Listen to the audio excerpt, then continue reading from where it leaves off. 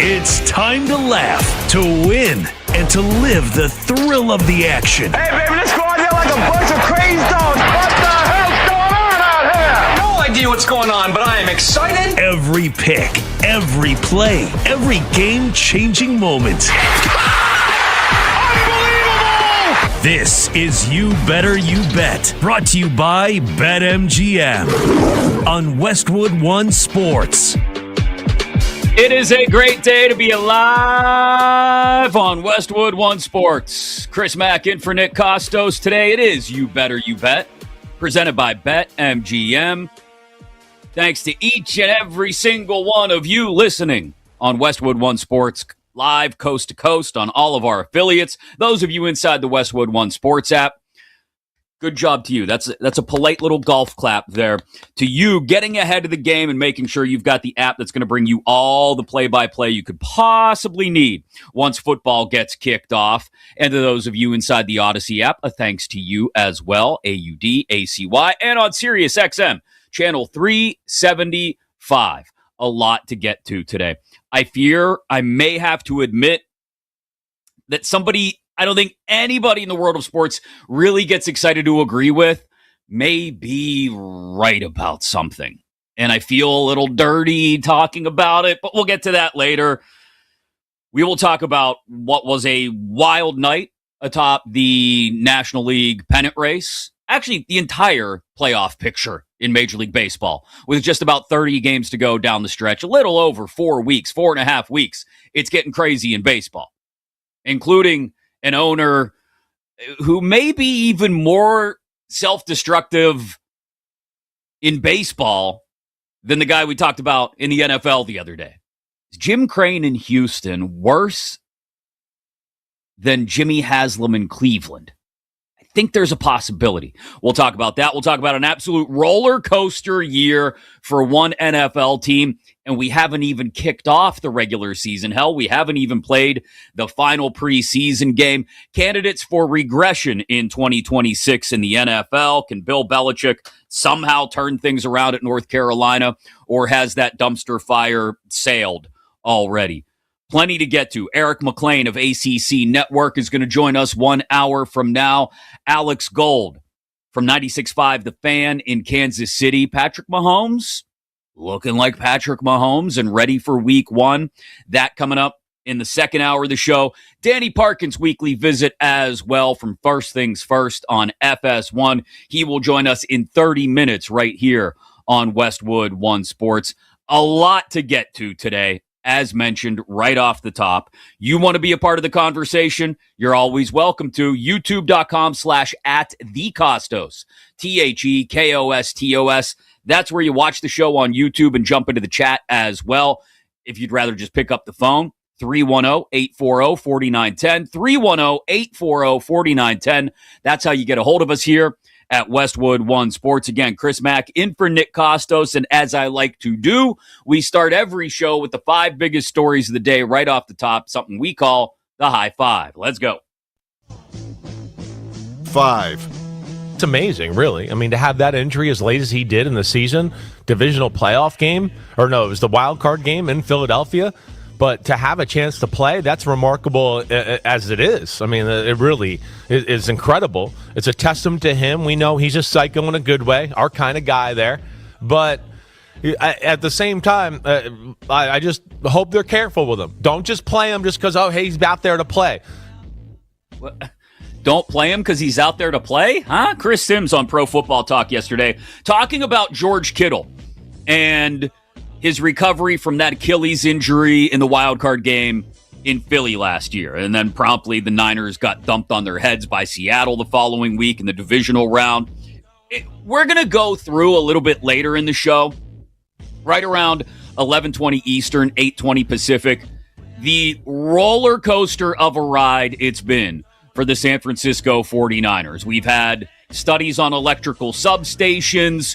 We've had Brandon Ayuk's bridge-burning barrage of social media posts earlier this summer, the signing of Mike Evans, the Kyle Shanahan car accident, the Ricky Pearsall knee surgery, Debo's return, a CMC injury that wasn't an injury. It was a hold-in, but no, wait, it was an injury. Nick Bosa still hasn't practiced. And oh, by the way, your owner got busted in a prostitution sting in a trailer park in rural Ohio. It's been a year for the Niners. But to suggest that if George Kittle is ready to play, you're not going to throw him in there and let him play. You're going to take it easy. You're going to just massage him into the lineup. No, you start the season off with the Rams, my friends.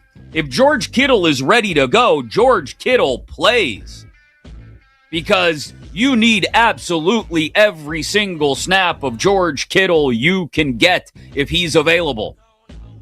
May I remind you, since they both became teammates, the Niners have not won a game when they did not have Kittle and McCaffrey, and the record is a losing one without Kittle, even if McCaffrey is in the lineup. If George Kittle is available, you play the man, and you let George Kittle be the animal that Chris Sims just described on Pro Football Talk in the best possible way, and you let the man play, because the Niners are going to need whatever steadying forces they can get after the offseason and the year that they've had. Like I said, we'll get into that in greater detail.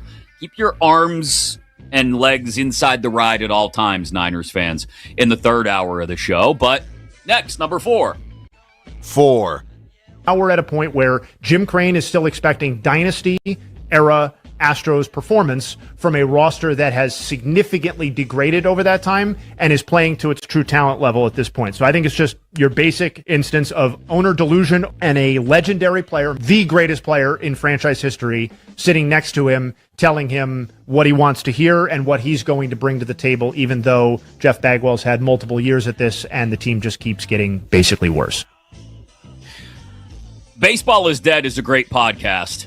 If you're looking for baseball content, especially down the stretch, that's Justin Havens on Baseball is Dead yesterday, talking about the mess that is the Houston Astros. We didn't get a chance to really dig into this the other day when the Dana Brown firing, mutual parting of ways, whatever you want to call it, happened, because we were caught up in the Deshaun Watson storm in Cleveland as it went down on Monday morning. But firing your GM while you're leading the division in late August is a curious move. But let's be honest, Jim Crane, owner of the Astros, is no stranger to, well, curious moves. He's fired a general manager almost immediately after winning a World Series before. Yesterday, I don't know if we'd call it a vote of confidence. He said Joe Espada is going to remain skipper through the end of the season, at which point then he'll probably shove Espada out the door and look to do everything himself, because Jim Crane, the owner of the Astros, is going to put himself in charge of baseball operations for the rest of the year, at least until they hire a new GM, which really just means Jim Crane going, I like that guy. Bags, what do you think? And Jeff Bagwell going, yeah, I kind of like him too, Jim. And then they go out and trade for a Mike Burrows, and it doesn't work out. We've talked a lot over the last couple of weeks about owners who can't get out of their own way, not the least of which was Jimmy Haslam, Browns owner, when we talked about the Deshaun Watson decision the other day, that I still insist couldn't have been Todd Monken's decision. I don't care what he says. That's a Jimmy Haslam decision. Well, if you're looking for someone in baseball who may be right up there in the he thinks he can run a team, but he really probably shouldn't even have any fingerprints on the glass of the storefront to that team, it's Jim Crane. This is not the same team it was years ago when the Astros were at their peak and banging on garbage cans and win a World Series. It's a shell of that. And Jim Crane has his fingerprints all over that. But the GM gets fired. Not that he had nothing to do with some of those moves that haven't worked out. And Jim Crane is going to do his damnedest, I get a feeling, this offseason to really run that ship right into the ground. We'll see how it goes. But if you're looking for someone who may be as bad an owner in baseball as Haslam is in football, Crane might be right up there. Next. 3. Did Matt have a word for it, or what he's on it, or what did I do, you saying? It's just like a hyperextension. Like a hyperextension. If I had a game tomorrow, I'd play. I was trying to go practice today. I was trying to get back in, y'all. I promise. Jamar Chase at Bengals practice yesterday a little tweak of the knee. He rolled around, shimmied off to the side, and got looked at and said, no, ultimately, I'm okay. But let me tell you what these injury scare posts have done in the middle of practices. Jamar Chase yesterday in Cincy. Ashton Genty over the weekend in Vegas. They're screwing up people's fantasy drafts. I've talked to no fewer than 3 or 4 people who were in fantasy drafts this weekend when people were getting ready to draft Ashton Genty as the news came out about Genty's sprained ankle. And at first it was feared it was going to be much more, and so people didn't pick Genty. Or Mike Washington Jr. got drafted much higher. And you got a little bit of that yesterday. I don't think anybody was having a fantasy draft in the middle of a Tuesday afternoon, but maybe you had one last night and you weren't quite sure about Jamar Chase, who I think we'd all agree is probably a top 3, at worst top 5 pick in your fantasy draft this year, which may be going down as soon as this weekend. And just beware the tweets, okay? Beware the tweets before you get into your fantasy draft room, okay? Because you never know if it's, oh my God, it's the end of the world, Jamar Chase, or Ashton Genty, or if it's, he just tweaked something, he's fine, he's going to be back out there the next day, maybe in 15 minutes, maybe in a half hour, but whatever, he's good. Beware the injury tweets from training camps, friends. Next. 2. This is going to drop. Ozzie brings in an Olsen. In an oh-so-good moment for Atlanta. The Bravos back on top here in the 8th. Brandon Gaudin on Braves Vision. Ozzie Albies go-ahead RBI single in the 8th last night that ended up holding up as the game winner. The Braves snapped the Dodgers' 6-game win streak. And maybe just as importantly, pull within 3 games of the Dodgers for second in the National League and 4 games of the top spot in the National League because the Brewers threw the ball away in the 10th inning and lost to the Mets last night on a walk-off in New York. Those 3 teams battling atop the National League. The Cubs are kind of right there in shouting distance too. Battling for the 2 spots where you don't have to play in that opening wild card series and really start to plumb the depths of your starting rotation before you get to the LDS. This is going to be everything for baseball fans, at least National League fans, down the stretch with just 30 games left in what amounts to this race for the top in the National League. Not to mention last night, you had the Red Sox winning again. They are now breathing down the necks of the Yankees for the top wild card spot in the American League and the National League wild card race. Mason Miller blows one, gives up a home run in the 9th to O'Neal Cruz, and the Diamondbacks storm back on the Cubs. So they pull within a game of the Padres for the final wild card spot. We'll go around the horn and tell you everything that happened in Major League Baseball because there was a lot last night. Coming up in about 90 minutes here on Westwood One Sports. Chris Mack in for Nick Kostos today here on You Better You Bet. We are presented by BetMGM. Counting down the 5 biggest stories of the day right off the top. Number 1. 1.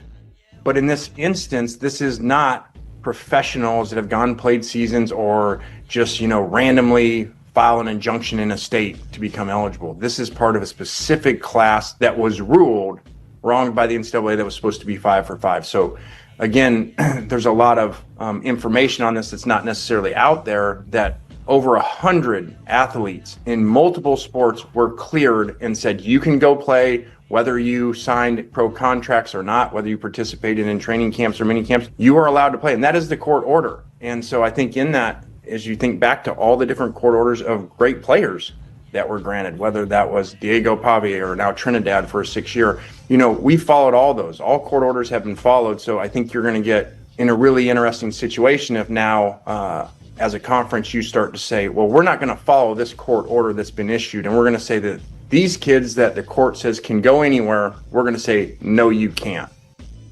Oh, I'm going to feel really dirty doing this, but I have to do it. Lane Kiffin on the Pat McAfee show yesterday, talking about the Big Ten and SEC's ban on players coming back to college after they've played in NFL preseason games or been in NFL training camps or not withdrawn from the draft properly.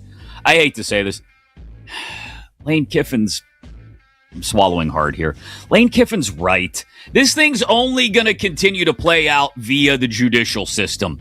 That's the only way this continues to play out, because these players from the high school class of 2022 still have an argument, which is we were not granted a 5th year of eligibility when everyone else was. Upon the institution of the 5-and-5 rule this summer, they are the only group that was not actually given a 5th year and weren't told about it until after they had been forced to make the decision to enter the draft and go to the NFL. And I get what you're saying. Life ain't fair, kid. Deal with it. Go make 10 grand, 12 grand a week, whatever it is, being on a practice squad in the NFL. But if the legal system affords you the opportunity to go back to college and make more money and have greater job security, I can't blame these guys for doing it. And guess what? A lot of judges are probably going to look at it the same way. There are still a lot of billable hours to come in this fight about whether these 16 players from the class of 2022 are actually allowed to play this year or not. And those temporary restraining orders, I mean, they've gotten people on fields before, and I don't suspect anything's going to change in this case. Ugh. Sorry, weird taste in my mouth having to say that Lane Kiffin was right. Coming up at the top of the hour, we'll talk college ball, ACC specifically, and can Bill Belichick turn things around at North Carolina, or is this a hopeless lost cause? We may find out as soon as this Saturday when they open the year in Dublin against TCU. Eric McLean of the ACC Network will join us.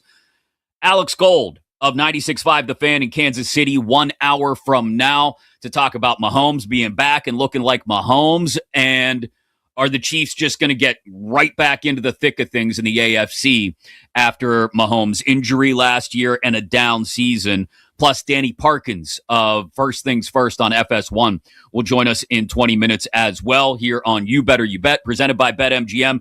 Coming up next, though, new uniforms. And some of them, I'll be honest, I kind of like them. Some of them look like rejects from the UFL backlot. That's next here on Westwood One Sports.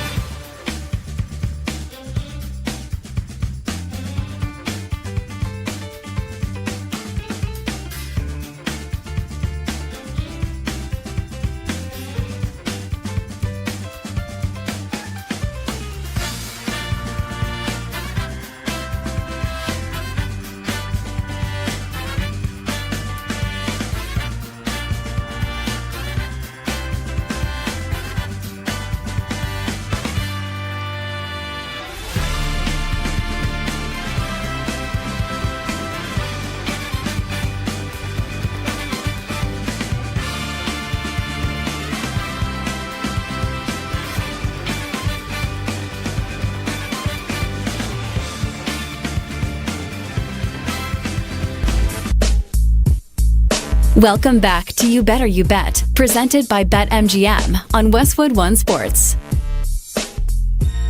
Remember that time we had Ice Cube on the show? It was epic. You can always find things you've missed on You Better You Bet. It's been a fun summer here. Chris Mack filling in for Nick Kostos.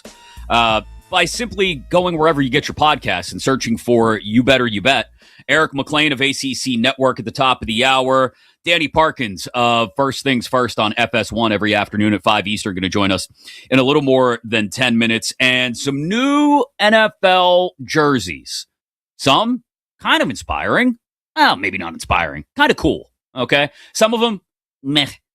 We'll run through the list from the NFC North NFC North and AFC South in just a second here on Westwood One Sports. It is You Better You Bet. This segment sponsored by Progressive Commercial Insurance, protecting your business vehicles 24/7. See if you can save at progressivecommercial.com. I did spend a few minutes during the break watching and listening to this performance from Austin City Limits in 2001 of Dolly Parton doing a cover of Collective Soul's Shine, which if you grew up in the 90s like I did, that's one of those songs, maybe a one-hit wonder, which Collective Soul, I don't know, maybe not a one-hit wonder, but that's the song that,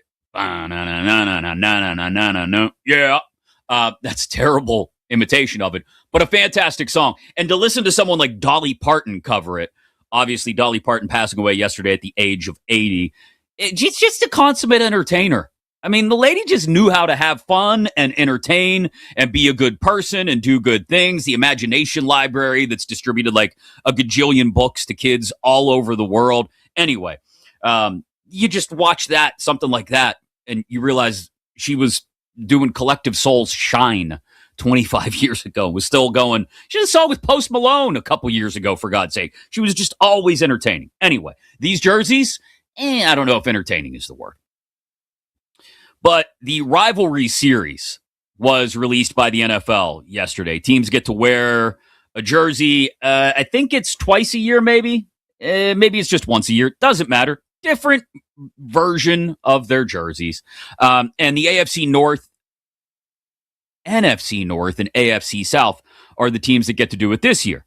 So Bears, Packers, Lions, Vikings, Colts, Jags, Titans, Texans. The Bears, as they are wont to do sometimes, overdid the orange a little bit. Like, if you're an Illini fan, you're good.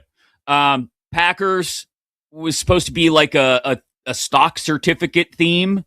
Like, the numbers kind of look like the numbers you would see on a stock certificate or a dollar bill or something, in honor of the fact that, they're the only publicly owned team. So dig the font. I always like when the Packers wear white helmets. It kind of looks cool. They insisted it's alabaster, which is just a fancy way, a big word for saying white. Lions, bringing back a blue helmet. Okay, I'm cool with that. Not especially inspiring, but cool. And then all white from there, I think. White shirts, white pants. Vikings, I liked it first. Like, it's all purple, but the gold is way too Ravensy a gold, if that is a word. Like, if you just glanced at your TV when the Vikings play in these rivalry series jerseys, you're gonna go, is that the Raven? What? So nice. I like what they tried to do, but if your hue of gold is just yellow, just keep it yellow. Colts, okay, another blue helmet, cool. The Jaguars, it's a teal helmet. Looks like it came off the reject pile at a UFL design. Sorry, not a big fan. The Titans, anytime you get that Houston Oilers, love you blue, it goes hard, man. It really does. But you may have heard me before, and I will stand firm on this till the day I die. As the son of a proud Houston Oilers fan, the Tennessee Titans do not deserve to use that color scheme. I don't care what the Adams family owns, what Amy Strunk Adams wants to do with the Oilers branding and colors. They don't belong in Nashville. Disgusts me. The team that does deserve the Love You Blue, Columbia Blue, if you want to call it that, So, yeah, Titans, great job. You keep using the powder blue, and it looks really good. It can't look bad, but you don't deserve to have it. The team that does deserve to use that color scheme, the old Houston Oilers color scheme, the Texans, they get to use it. It's as close as probably the NFL and the Titans are going to allow the Texans, as stupid as that sounds, to get to using the Oilers color scheme, this rivalry series jersey, but I am here for it. And this is the one. Out of the 8 rivalry series jerseys that were released yesterday by the NFL on social media, this is the one that I will celebrate. It gives you the Oilers vibes, which is what football in Houston should look and feel like. It does not belong to the Titans in Nashville. Sorry, that is just a pet peeve that sticks in my craw, so to speak. Where is your craw exactly? I don't know, but the Titans jerseys are stuck there for me. Coming up at the top of the hour, we're going to talk to Eric McLean of ACC Network. Is there any way for Bill Belichick to somehow save what he's trying to do at North Carolina? We may start to find out as early as noon Eastern Saturday when the Tar Heels face TCU over in Dublin, Ireland in the first game of the college football season. Coming up in a little less than an hour, right around 10:20 Eastern, 9:20 Central, Alex Gold of 96.5 The Fan in Kansas City and weekends here on Westwood One Sports will join me to talk about where the Chiefs sit right now. Does everybody feel good about Mahomes being back, being ready for week 1? And is this team just right back into contention after a down year last year? But coming up next, I have not heard yet what he thinks of the entire Deshaun Watson mess up in Cleveland. So it will be the first thing I will ask the great Danny Parkins of First Things First on FS1 every afternoon. Danny joins us next right here on Westwood One Sports.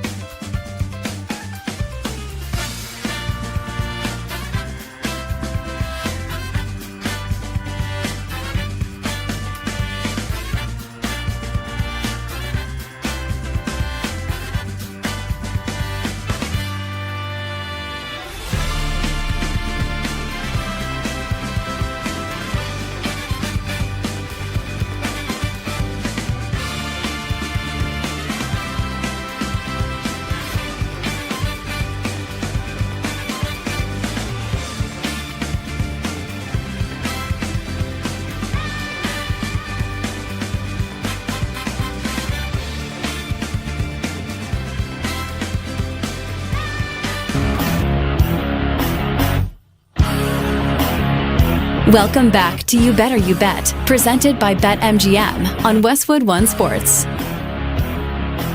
Laura Jimenez always clutch with the music. I mentioned Dolly Parton's cover of Shine by Collective Soul, and immediately she comes back with the original. That's just epic board op work. Welcome back into Westwood One Sports. Chris Mack in for Nick Kostos today here on You Better You Bet, presented by BetMGM and inside BetMGM today with tons of big games being played across the pennant races in Major League Baseball. You can turn your baseball predictions into bigger potential payouts with an MLB Parlay Boost token. Whether you're backing multiple game winners, stacking player props, or building a same-game parlay, your MLB Parlay Boost token helps you get even more out of every winning ticket. Download the BetMGM app today, and please gamble responsibly. The legend has joined us for his weekly visit. From FS1, first things first, 5 Eastern, every weekday on FS1. The great Danny Parkins joining us here on You Better You Bet. Danny, Dolly Parton, let's start. We'll get to Deshaun Watson and Jimmy Haslam and the Browns and all the important sports things. Dolly Parton, absolute legend, gone at the age of 80, and it still somehow feels like she's gone too soon. Yeah, I mean, no doubt. This is something that I used to talk about on the Score, and it's like a weird thing to admit publicly, but I think people kind of understand it. I enjoy reading obituaries of famous people and of legends. Like, it's like, I'm not the biggest music person, right? So like, if 5 years ago you had been like, let's do an hour-long podcast on Dolly Parton, I would not have been a good person to book for such a thing. Obviously, I know of her. I know of her and Johnny Carson. I know of her being a country music legend. I know of her being a philanthropist. But like all of the tentacles of it and the influence and the impact and some of the courageousness, I wasn't intimately familiar with the details. And so it has oddly been nice, and I mean that in the most respectful way, to over the last 24 hours read about, watch clips, and like kind of learn more about it. And, I really respect people with massive platforms that seem to put almost, if not more, thought into their philanthropy than their art. Because it's like they get this platform and they get it because of their talent, but then also they realize that there's a tremendous amount of luck in that as well. And so like kind of like leveraging that talent and platform and luck into giving back in whatever way they are able to. I just think that is such an impressive thing. Like Ozzy Osbourne, like his final concert raised tens of millions of dollars. I was like, that is an unbelievable thing that he did, and just made me have like, oh, he's not just like the weird guy who did the Osbournes. You know what I mean? Like it was like, it kind of like, and so like I personally have been very moved. Yeah, Eminem's tribute was amazing. Taylor Swift, Paul McCartney, like the legends of legends. But the stories of the things that she did to give back with like purpose and thought, I have found to be the most impressive over the last 24 hours. Yeah, it just the fact that she knew how to entertain first and foremost all the time, and then on top of that, take what came out of it, like you said, and become one of the world's best philanthropists. I mean, just the millions of books she gave away alone with the Imagination Library. From someone who may go down as the greatest Tennessean of all time to, well, another person from Tennessee. I don't know if they rank on the list. Jimmy Haslam is the owner of the Cleveland Browns. And Jimmy Haslam, I think, I like it. Yeah, that's a hell of an awkward segue there. I like it. Jimmy Haslam took control of the quarterback battle in Cleveland, right, Danny? Like, I have a hard time believing that Todd Monken sat down with his assistant coaches and said, you know what, the best thing for this team is to install Deshaun Watson as the starter, and then went to Andrew Berry and Jimmy Haslam and said, here's what we're going to do, guys. I very much believe, and it's cemented by the decision to start Watson week 1, that Jimmy Haslam went to Andrew Berry, and then Andrew Berry went to Todd Monken and said, hey, here's what we're going to do, whether you like it or not. And you think to what end? Like, why?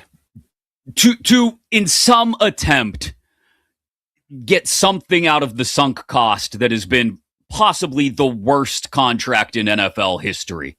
That Jimmy Haslam is hoping against hope that somehow Deshaun Watson goes out there and plays well enough that they can say, well, at least we got that out of him before we cut ties. So I get it. Like I get your theory, and I think it makes sense to a point. But like a few months ago, Jimmy Haslam was on the record saying we took a big swing and a miss with Deshaun Watson. Like he was on the record with it. And they used 2 draft picks on a quarterback last year. And then after they made those draft picks with quarterbacks is when the owner said they made a huge miss on Deshaun Watson. So I think that it is very possible that Deshaun Watson is better than Shedeur Sanders. Flatly. Like, I think people overrate bad press conferences all of the time, and that was a bad press conference from Deshaun Watson. And to be very clear, that does not mean I think Deshaun Watson is good or is something that will be salvaged in Cleveland. I just happen to think that it is extremely likely that the former 12th overall pick, who's been in the league for 8 years or whatever it is at this point, who has a 4,800-yard season on his NFL resume, is better than a second-year, fifth-round pick. Like I haven't seen anything from Shedeur Sanders to suggest that he is a capable NFL starting quarterback. Now, does that mean that he has less value than Deshaun Watson to the Browns? No, because like Deshaun Watson will 100% not be on the Browns next year, and there is at least a chance that Shedeur Sanders will be competing for a job with a first-round pick or QB2 or whatever the case may be. But I do think it is easier to go from Deshaun to Shedeur than it is from Shedeur to Deshaun. And nothing from any of these guys in any of the preseason games, or frankly, the reports from reporters at Browns practice, have seemed to indicate that either of these guys are any good. So I do think that Shedeur is obviously more likable. Like, that's obvious. But I think that the Browns are building a team that is ready for their next quarterback, but because of financial reasons, they can't move on from Deshaun quite yet. And since it's easier to go from Deshaun to Shedeur than the other way around, and 17 games is a really long time, I think the veteran is getting the first crack at it, especially with the first 2 games on the road, so he doesn't have to face the Browns crowd off of those comments in that preseason moment. So I think there's a chance you see 3 quarterbacks in Cleveland before this year is done. You know, the quarterback of the future is not on the roster. And so I think they're just going in order to start the year. Yeah, I'm curious to see. I don't know. How do you think it plays out as far as the game of quarterback musical chairs? Because it feels like it's set up, like you said, for Deshaun Watson to go out there and not have to deal with the tension of the Browns crowd the first 2 weeks, obviously. But and then maybe even show up against a Carolina team at home in the home opener week 3 and play well, right? And then the Evil Empire.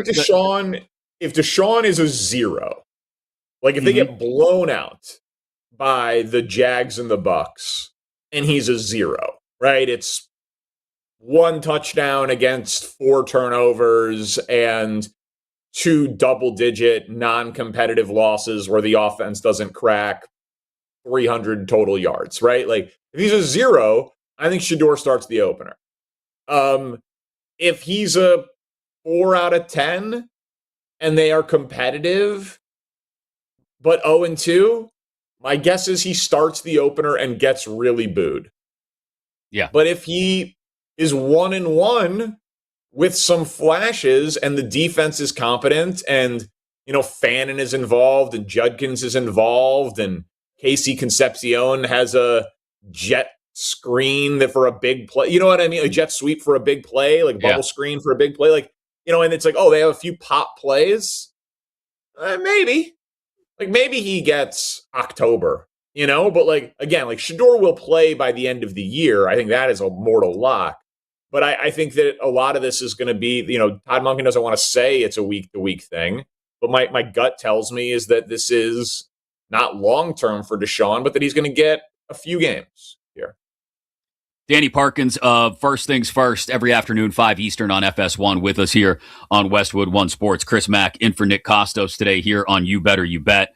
It's interesting, too, because I know it'll probably fall somewhere in the middle on the spectrum, but there's two polar opposite ways I could see it playing out. One would be Deshaun actually plays well, right? And they get the Steelers at home on a Thursday night in week 4. And we know how Pittsburgh does when they go up to Cleveland for a Thursday night game. Not typically well. And somehow Deshaun beats the Steelers and they're, 3-1 maybe to start the season. Let's get wild. And everybody's feeling good. Or the complete and total polar opposite, which is, like you said, he's an absolute zero, but does just enough to hold on to the gig through that Thursday night Pittsburgh game. And then they yank him after that because they've got sort of a little mini bye to get ready for the Jets, and that's the time to throw in Shedeur.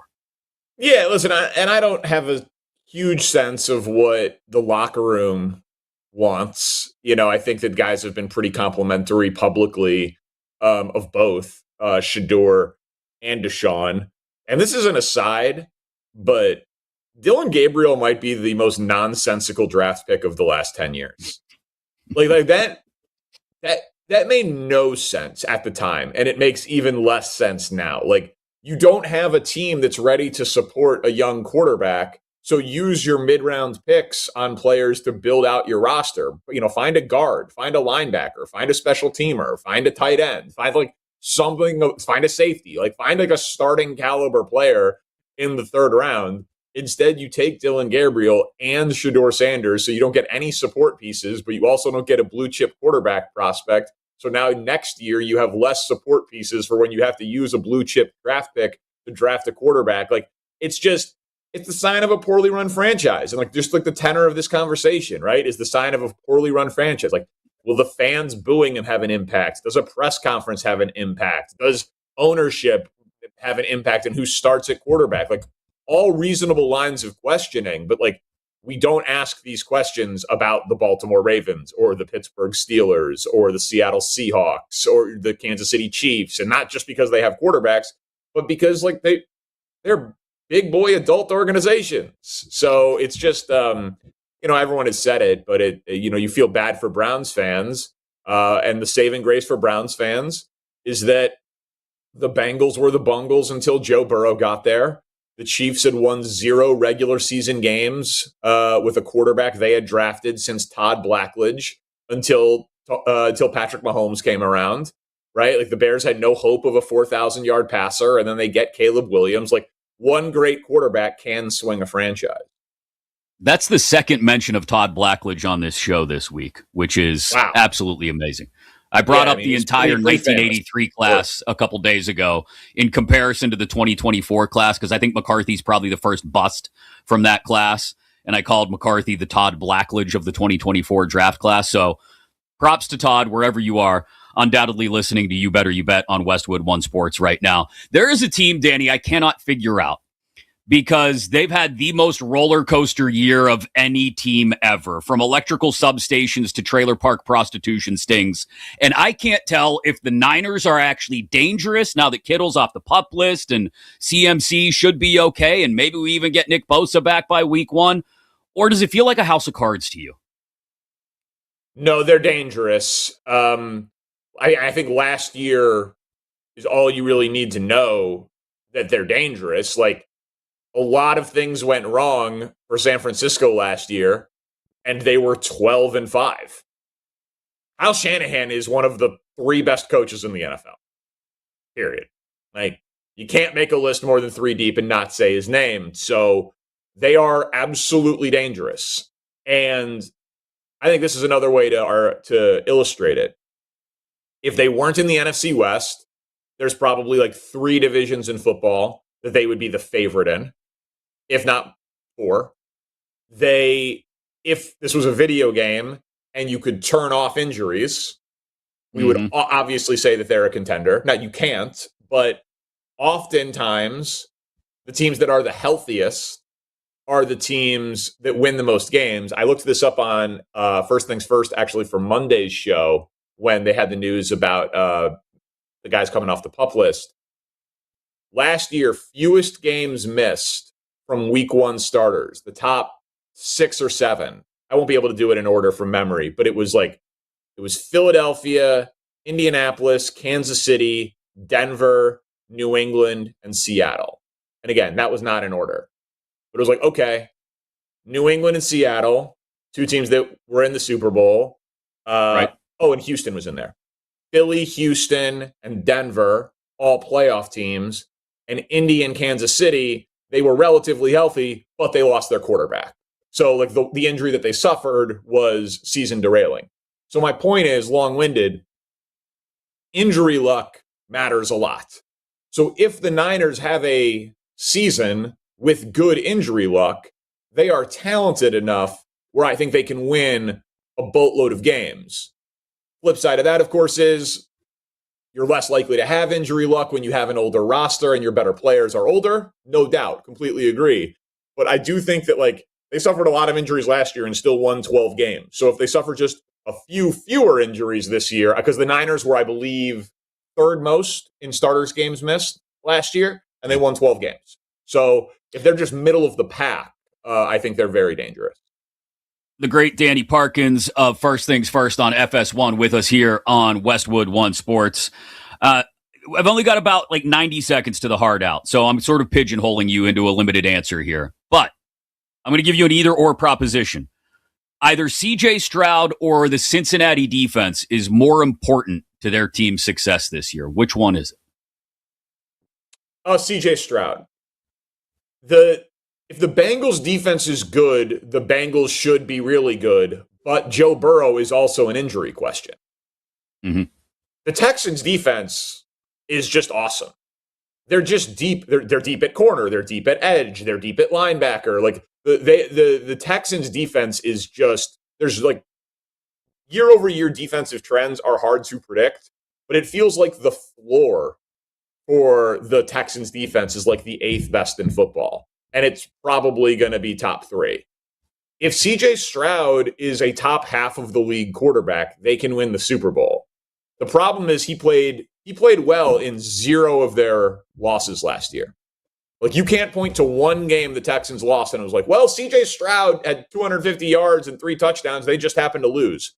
Every single game they lost, he played poorly, including obviously the playoffs where he was a disaster. So I think that there's no one on a Super Bowl contender that is more tied to their team's success, like as an individual, than CJ Stroud is for the Texans. Check out First Things First this afternoon, 5 Eastern, and every weekday on FS1. Thanks again for making the weekly pilgrimage to You Better You Bet. Danny Parkins, appreciate it, bud. Thanks, man. Good stuff. You're a legend as well. Absolutely. Can Bill Belichick somehow get this thing on the rails? I'm fascinated to see how it starts. Saturday, noon Eastern, over in Ireland against TCU in the Tar Heels opener. We'll talk that and everything ACC football with Eric McLean of the ACC Network. He's going to join us next right here on Westwood One Sports.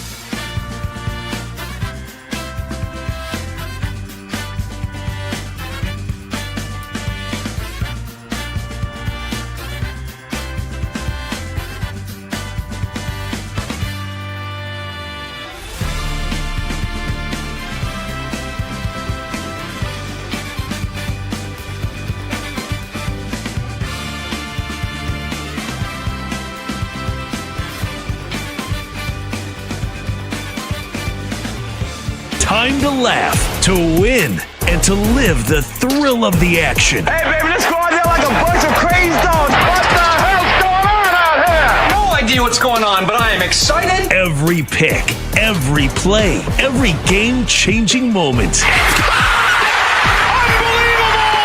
This is You Better You Bet, brought to you by BetMGM on Westwood One Sports. Is there any way in the world that Bill Belichick can somehow get things back on track at North Carolina? We're going to start to see the first signs of whether he can make it work or not this Saturday, noon Eastern, when college football gloriously kicks off once again over in Dublin, Ireland. It'll be North Carolina against TCU. Last year, TCU just embarrassed Belichick in the heels in the opener. Is there some way for them to come back from all of this with the Mike Lombardi, I don't know, what do we call that, suspension, whatever? It feels like the hot garbage has turned into a full-blown dumpster fire, but maybe not. Maybe Bill Belichick reins it all back in. We're going to talk about that and everything ACC football in just a moment with Eric McLean of ACC Network. In 20 minutes, we'll go out to Kansas City and talk to Alex Gold of 96.5 The Fan and Westwood One Sports about the Chiefs. Are they just right back on the horse after a down year? Mahomes is back. He's healthy. Everything's good. It's full steam ahead. Or are there things to watch out for as they wrap up the preseason and we move towards the regular season in the NFL? But college football is back on Saturday. You can call it week 0. It's more than 0 to me. It's college football back, baby. And here to talk about it from an ACC perspective, the great Eric McLean of ACC Network. Check out Gramlich and McLean as well on YouTube and wherever you get your podcast. Morning, Eric. Thanks for making the time, man. How are you? Yeah, brother. Great to see you. Thanks for having me. We are finally here. We got all this dumb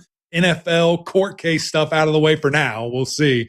And we've got some games to play, man, here in a couple days, which is unbelievable. So excited football's back.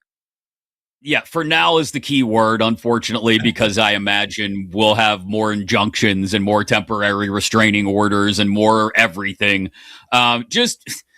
What's your initial reaction to this? Because I've tried very hard to not light my hair on fire and run around the room like it's the end of the world. I know it's sorry. That was tough. I just totally threw that at a totally bald man. Like, oh, I'm not lighting my hair on fire.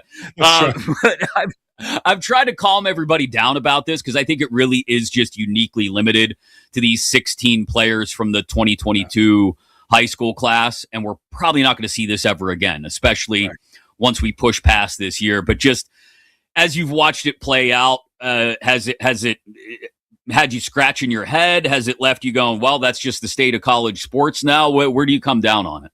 No, I'm not. No, I don't think I'm sitting by and just waiting. I mean, I've been very vocal about just how stupid it is that we're even here, and that, you know, if you go on to an NFL combine, draft process, whatever, WNBA, NBA, whatever league, you go and do that, you forfeit your eligibility. It's over. I don't care if you're a true junior and you have 2 years left, if you're a 4th year senior and you have that 5th year left.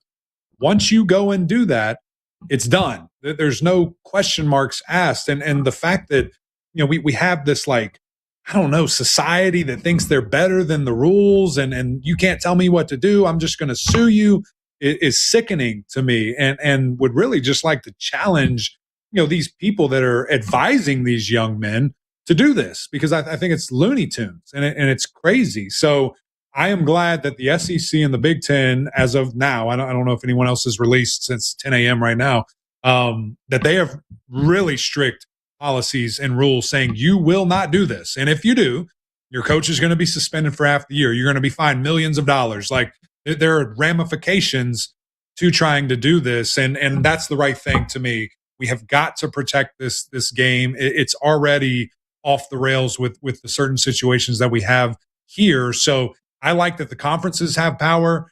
I know you kind of brought up, you know, we're restraining order, this and that. What is that going to do, in my opinion? Because, okay, yes, you got the restraining order. You can play. But guess what? If you play and you are on this team, your coach is still suspended for half the year. Your team is still being fined.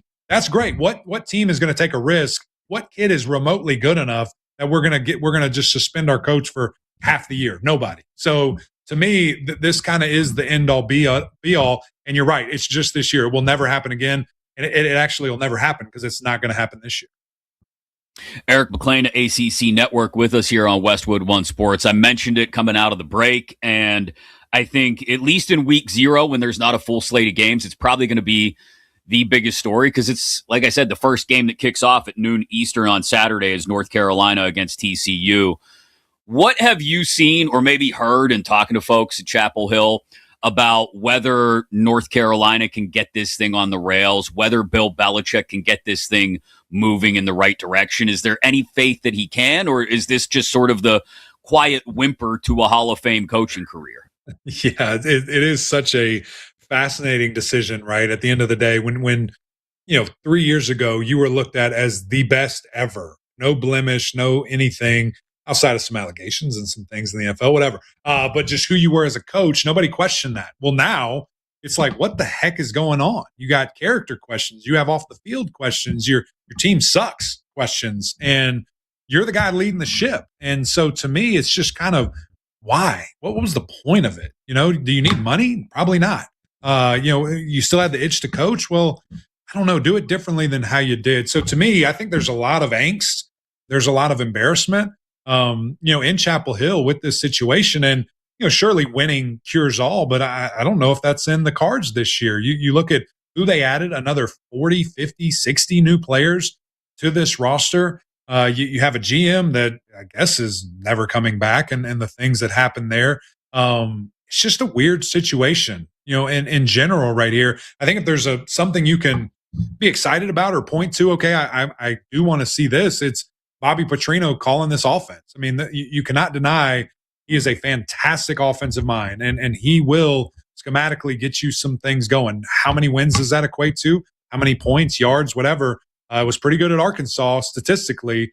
Didn't translate to the win column. So he certainly doesn't have the same horses that Arkansas had here in North Carolina. And you're going against a quality opponent in TCU that I heard you mention. They embarrassed you a year ago, and they're going to want to do it again. Miami is coming off a trip to the national championship game. They're going to have the target on their backs. They replace Carson Beck with Darian Mensah, an in-conference transfer out of Duke. And they're the only team in the ACC ranked, I think, in the top 15 in both polls. There's not a ton of respect for the rest of the conference in the preseason polls. Preseason polls aside, because they don't end up meaning much in the end. Just how capable is Miami of doing it again, running it back, but with a different passer? Yeah, I think they're the best team in the country, man. They are loaded. And listen, I know what they lost, in some really talented lines of scrimmage athletes, first-round draft picks, a Carson Beck who probably is going to end up starting, for the Arizona Cardinals at some point this year, how good he looked, in his preseason action there. But they return monsters everywhere you look. Malachi Toney, arguably the best receiver in the country, the most impactful receiver that can do many, many things for you in the country. Wildcat, running back, throwing the ball, and obviously catching it at a very high clip there. Mark Fletcher proved in that playoff run a year ago when they got to the national championship, he's one of the best backs in all of college football, and he's ready for more. That entire running back room, everybody's back there. You look on the defensive side of the ball, they lost Reuben Bain, who is a generational talent. They lost Akeem Ezador, who was fantastic. Bad news. They've got 2 5-stars waiting to fill their place. They bring in an all SEC caliber guy in Damon Wilson. Like, there is so much talent on this team. And I didn't even reference the secondary yet that I think is going to have a couple of first-round draft picks and a couple of first-round draft pick defensive linemen that I've seen projected as well. So this team is loaded. And then you add the second-best passer in the country a year ago in Darian Mensah in regards to passing yards and passing touchdowns. I think he's maybe not quite Cam Ward. I think he's better than Carson Beck. This is going to be the most explosive offense in the country with an elite defense. So the Hurricanes, absolutely, right back to national championship pursuit mode. Eric McLean of the ACC Network with us here on Westwood One Sports. Check out Gramlich and McLean as well, wherever you get your podcasts, including on YouTube. Speaking of a lack of respect, Eric, I got to ask about your Clemson Tigers. Unranked going into the year. What gives people reason to believe that Clemson cannot bounce back and be the Clemson that they were 3-4 years ago? Is there reason to believe that everybody has passed Dabo by and Clemson is not up there with the elite programs in the country anymore, as the preseason polls would indicate? I don't think so. Obviously, with a guy who has been with him for 5 years as a player, have covered him for the last 7 years as a media member. I get why people want to do that. I get why it might be fun. This little no-name guy came out of nowhere and became one of the best coaches ever, has the most active national championships of any coach, has the most wins, in conference than anybody to play or to coach in the ACC. The dude just wins and has the most first-round draft picks of any active head coach right now. So it's funny to me that people want to do that. It's interesting to me that people want to do that, but I understand why they might. When I look at this team, man, they're loaded. They have a ton of talent. Just like a year ago, they had 9 draft picks. It's a total non-excuse of how they won 7 games. I mean, it's horrific. It's a horrible job by the players, horrible job by the coaches, but there's a different chip on their shoulder, and some of these guys are electric. I think this wide receiver core is as good as anybody in the country. I think it's as deep as anybody in the country. This offensive line is big. They are nasty. They're ready to go. If they can stay healthy, this will be a big strength of this team, which has not been the case in a couple of years here. And then you look at the defensive side of the ball, a juiced up, much improved secondary. Ashton Hampton's leading the way. He's going to be a first-round pick at corner, 6'3", 215 pounds, huge cornerback that's very physical, very electric. And Clemson went out and added the 2 highest-rated safeties from PFF in the transfer portal. So they improved everywhere. They look and feel really good. There's some question marks on the defensive line from a depth standpoint, but still 4 and 5 stars that are ready to go and eat. It truly is going to come down to quarterback. Is Christopher Vizina, the talented redshirt junior, a guy that's been here for 4 years, is he able to be the guy to take the reins? He seems like he's really brought the team together, got a bunch of guys excited. Can he execute at a high level, get the ball to these talented receivers? Or do you go to the true freshman in Tate Reynolds that is thick, that is a strong-looking dude, 6'2", 225, built like a baseball player? Do you go to him and you have a better runner, maybe some freshman mistakes here and there? That's, to me, the biggest indicator of where this season could go. The other traditional power in the ACC that people are expecting to continue to fall off, maybe, or maybe it's just a question about the head coach in this case. His seat's got to be a little hot in Tallahassee for Mike Norvell with Florida State. Another ACC team that starts this weekend, week 0. It's against New Mexico State, but then the schedule really picks up. I mean, there's Bama, there's Louisville, there's Miami, all on the Seminoles schedule this year. Do they bounce back?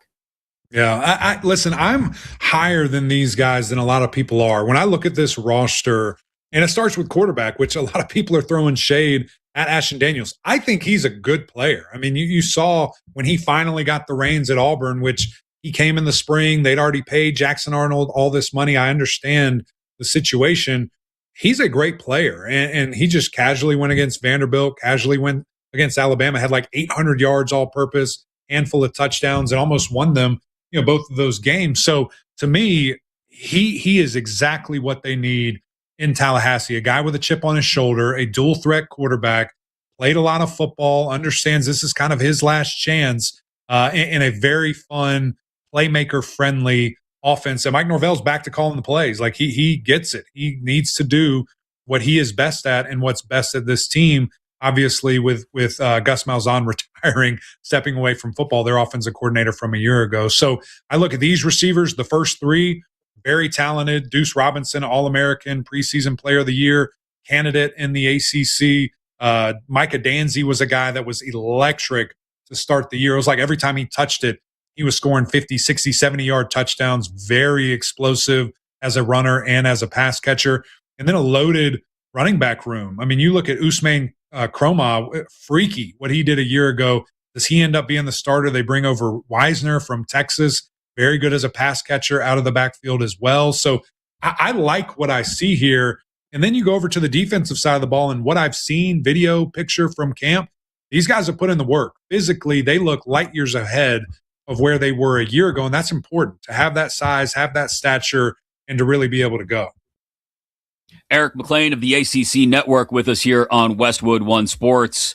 As a Penn State guy, I don't know if the Nittany Lions will end up regretting cutting loose James Franklin. It felt like that relationship had reached its natural end. But I am very curious because he is such a great recruiter.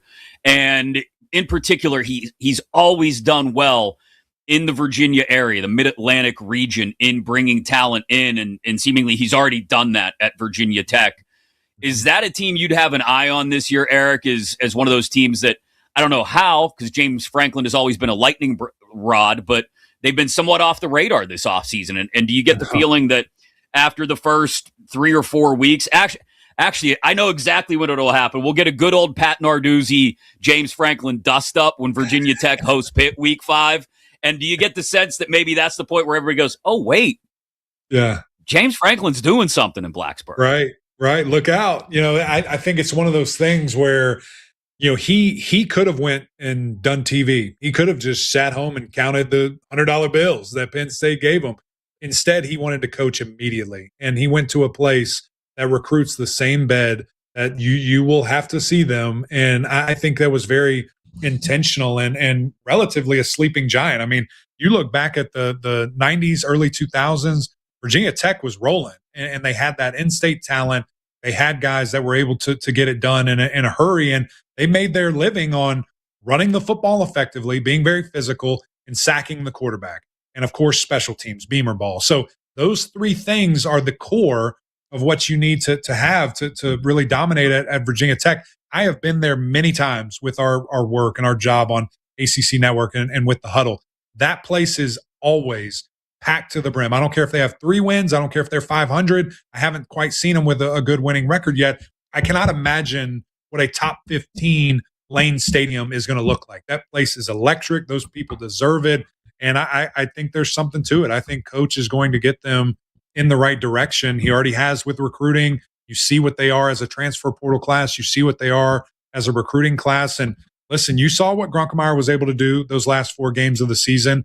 I think him and Luke Reynolds coming over, kind of as a package deal is going to be very important in the ACC and the structure of this league. And they go win 8+. We'll see. I think it's actually a relatively difficult schedule, but getting back on track, certainly in the near future for Virginia Tech because of James Franklin. Before I let you run, we got about a minute and a half here, Eric. Who's the team that jumps up and surprises everybody in the ACC? We've talked Miami, we've talked Clemson, Florida State, Virginia Tech. Who's the team that we get to late November and we're going, wait, that's the other ACC team that deserves to be talked about as a playoff team? Yeah, I think I don't think the way you asked it, I don't think it's going to surprise people, but like SMU and Louisville are going to be very good. I think that Miami, Louisville, SMU in some type of order will all be playoff contending teams. And we might get a 4th in there. Not saying we're going to get 4 teams in the playoff, but 4 teams that are vying for that spot, 4 teams with double-digit wins and are playing, with a lot to lose in November. And so I think those 2 teams have a real shot at that. You love the quarterback play from Kevin Jennings, 3rd-year starter, dominant player. What Rhett Lashley says he thinks is going to be his best offense collectively. That's saying a lot for a team that was in the college football playoff a couple of years ago. And then the Louisville side, they love their defense. They're long, they're physical, they're old, and they're aggressive. Those guys are going to try to make their hay on the defensive side of the ball. So a little bit different for Jeff Brom. He wants to be an offensive guy slinging all over the yard, but they've got a great offensive backfield, run the ball a bunch, play great defense. That's the success when you get on to bigger and better things in a college football playoff. You have to be able to do that. Eric, thanks so much for making the time this morning, my man. I really appreciate it. We're just 72 hours away from college ball being back, and I cannot wait. ACC Network has Hawaii and Stanford Saturday night as well. So thanks again, Eric. Really appreciate it. Appreciate you, brother. Thank you so much. Good seeing you. You too. Eric McLean of the ACC Network. Check out Gramlich and McLean as well, wherever you get your podcasts. Yeah, Hawaii, Stanford, a classic ACC early season matchup. But it's the perfect game to get things started at noon Eastern, North Carolina, TCU, because you want to see, like I said, if the hot garbage has really festered totally into a dumpster fire with Belichick in North Carolina. But Eric talking about Miami as maybe the most talented team in the country. Can they run it back? Can they show that it's not necessarily just a Big Ten SEC game? That the best team in the ACC could once again find themselves in the national championship. Coming up at the top of the hour, we're going to power rank candidates for regression in the NFL. I've got 5 in mind that we will roll through. It was a wild night in baseball last night. We'll get to that in about 25 minutes as well. But coming up next, is it just that simple? You just flip the switch and the Chiefs are back to being the Chiefs. Looks like Patrick Mahomes may be back and ready to go as soon as week 1, looking like himself again. We'll talk to Alex Gold in 96.5 The Fan in Kansas City next here on Westwood One Sports.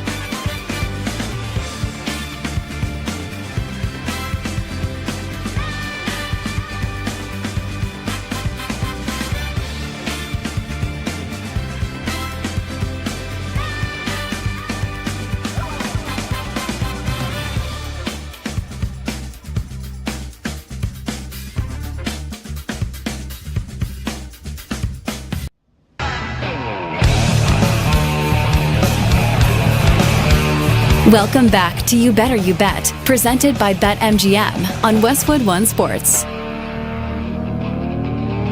Coming up top of the hour, top regression candidates in the NFL. I got 5 names in particular I want to throw out at you. And coming up in about 18 minutes or so, right around the corner before 11 Eastern, 8 Pacific, it's a wild night in baseball. American League, National League, wild card races, number 1 overall seed races, all of it. It's all up for grabs, it feels like. And it was a big night last night. We'll go around the horn. Not Tony Reale style, around the horn, baseball style, coming up in about 20 minutes here on Westwood One Sports. Chris Mack in for Nick Kostos today here on You Better You Bet, presented by BetMGM. Thanks to each and every one of you for joining us on Westwood One Sports affiliates across the country, inside the Westwood One Sports app, the Odyssey app, and SiriusXM channel 375. Keep it here because we're not just here every single weekday, weekends as well. I'll be back both Saturday and Sunday this weekend. Sunday, BetMGM Game Day, myself and Kate Constable. Saturday, filling in for the great Alex Gold, who by day is midday host on 96.5 The Fan in Kansas City, Cody and Gold. And on Saturday mornings and afternoons, right here on Westwood One Sports for the Saturday edition of BetMGM Game Day. Morning, Alex. How are you? I'm doing great, man. That was the deal. I think you're filling in for me Saturday, and they said I got to come and talk to you here on a Wednesday, and so here we are, man. Yes, that was the trade. If you're going to get Saturday off, you got to give Mac a few minutes on Wednesday morning. Feels like for a guy that had a catastrophic leg injury, 8 months ago, he is looking like himself. You know, I had a lot of questions, Alex, this offseason, like, is he, even if he's back and playing week 1, really going to look and feel and play like, well, Patrick Mahomes, or is it going to take time for him to really look like himself again? But everything we've seen from camp, he's looking like himself again. So just what is the hope that when Patrick Mahomes gets out there week 1, he really is going to look like peak Patrick Mahomes?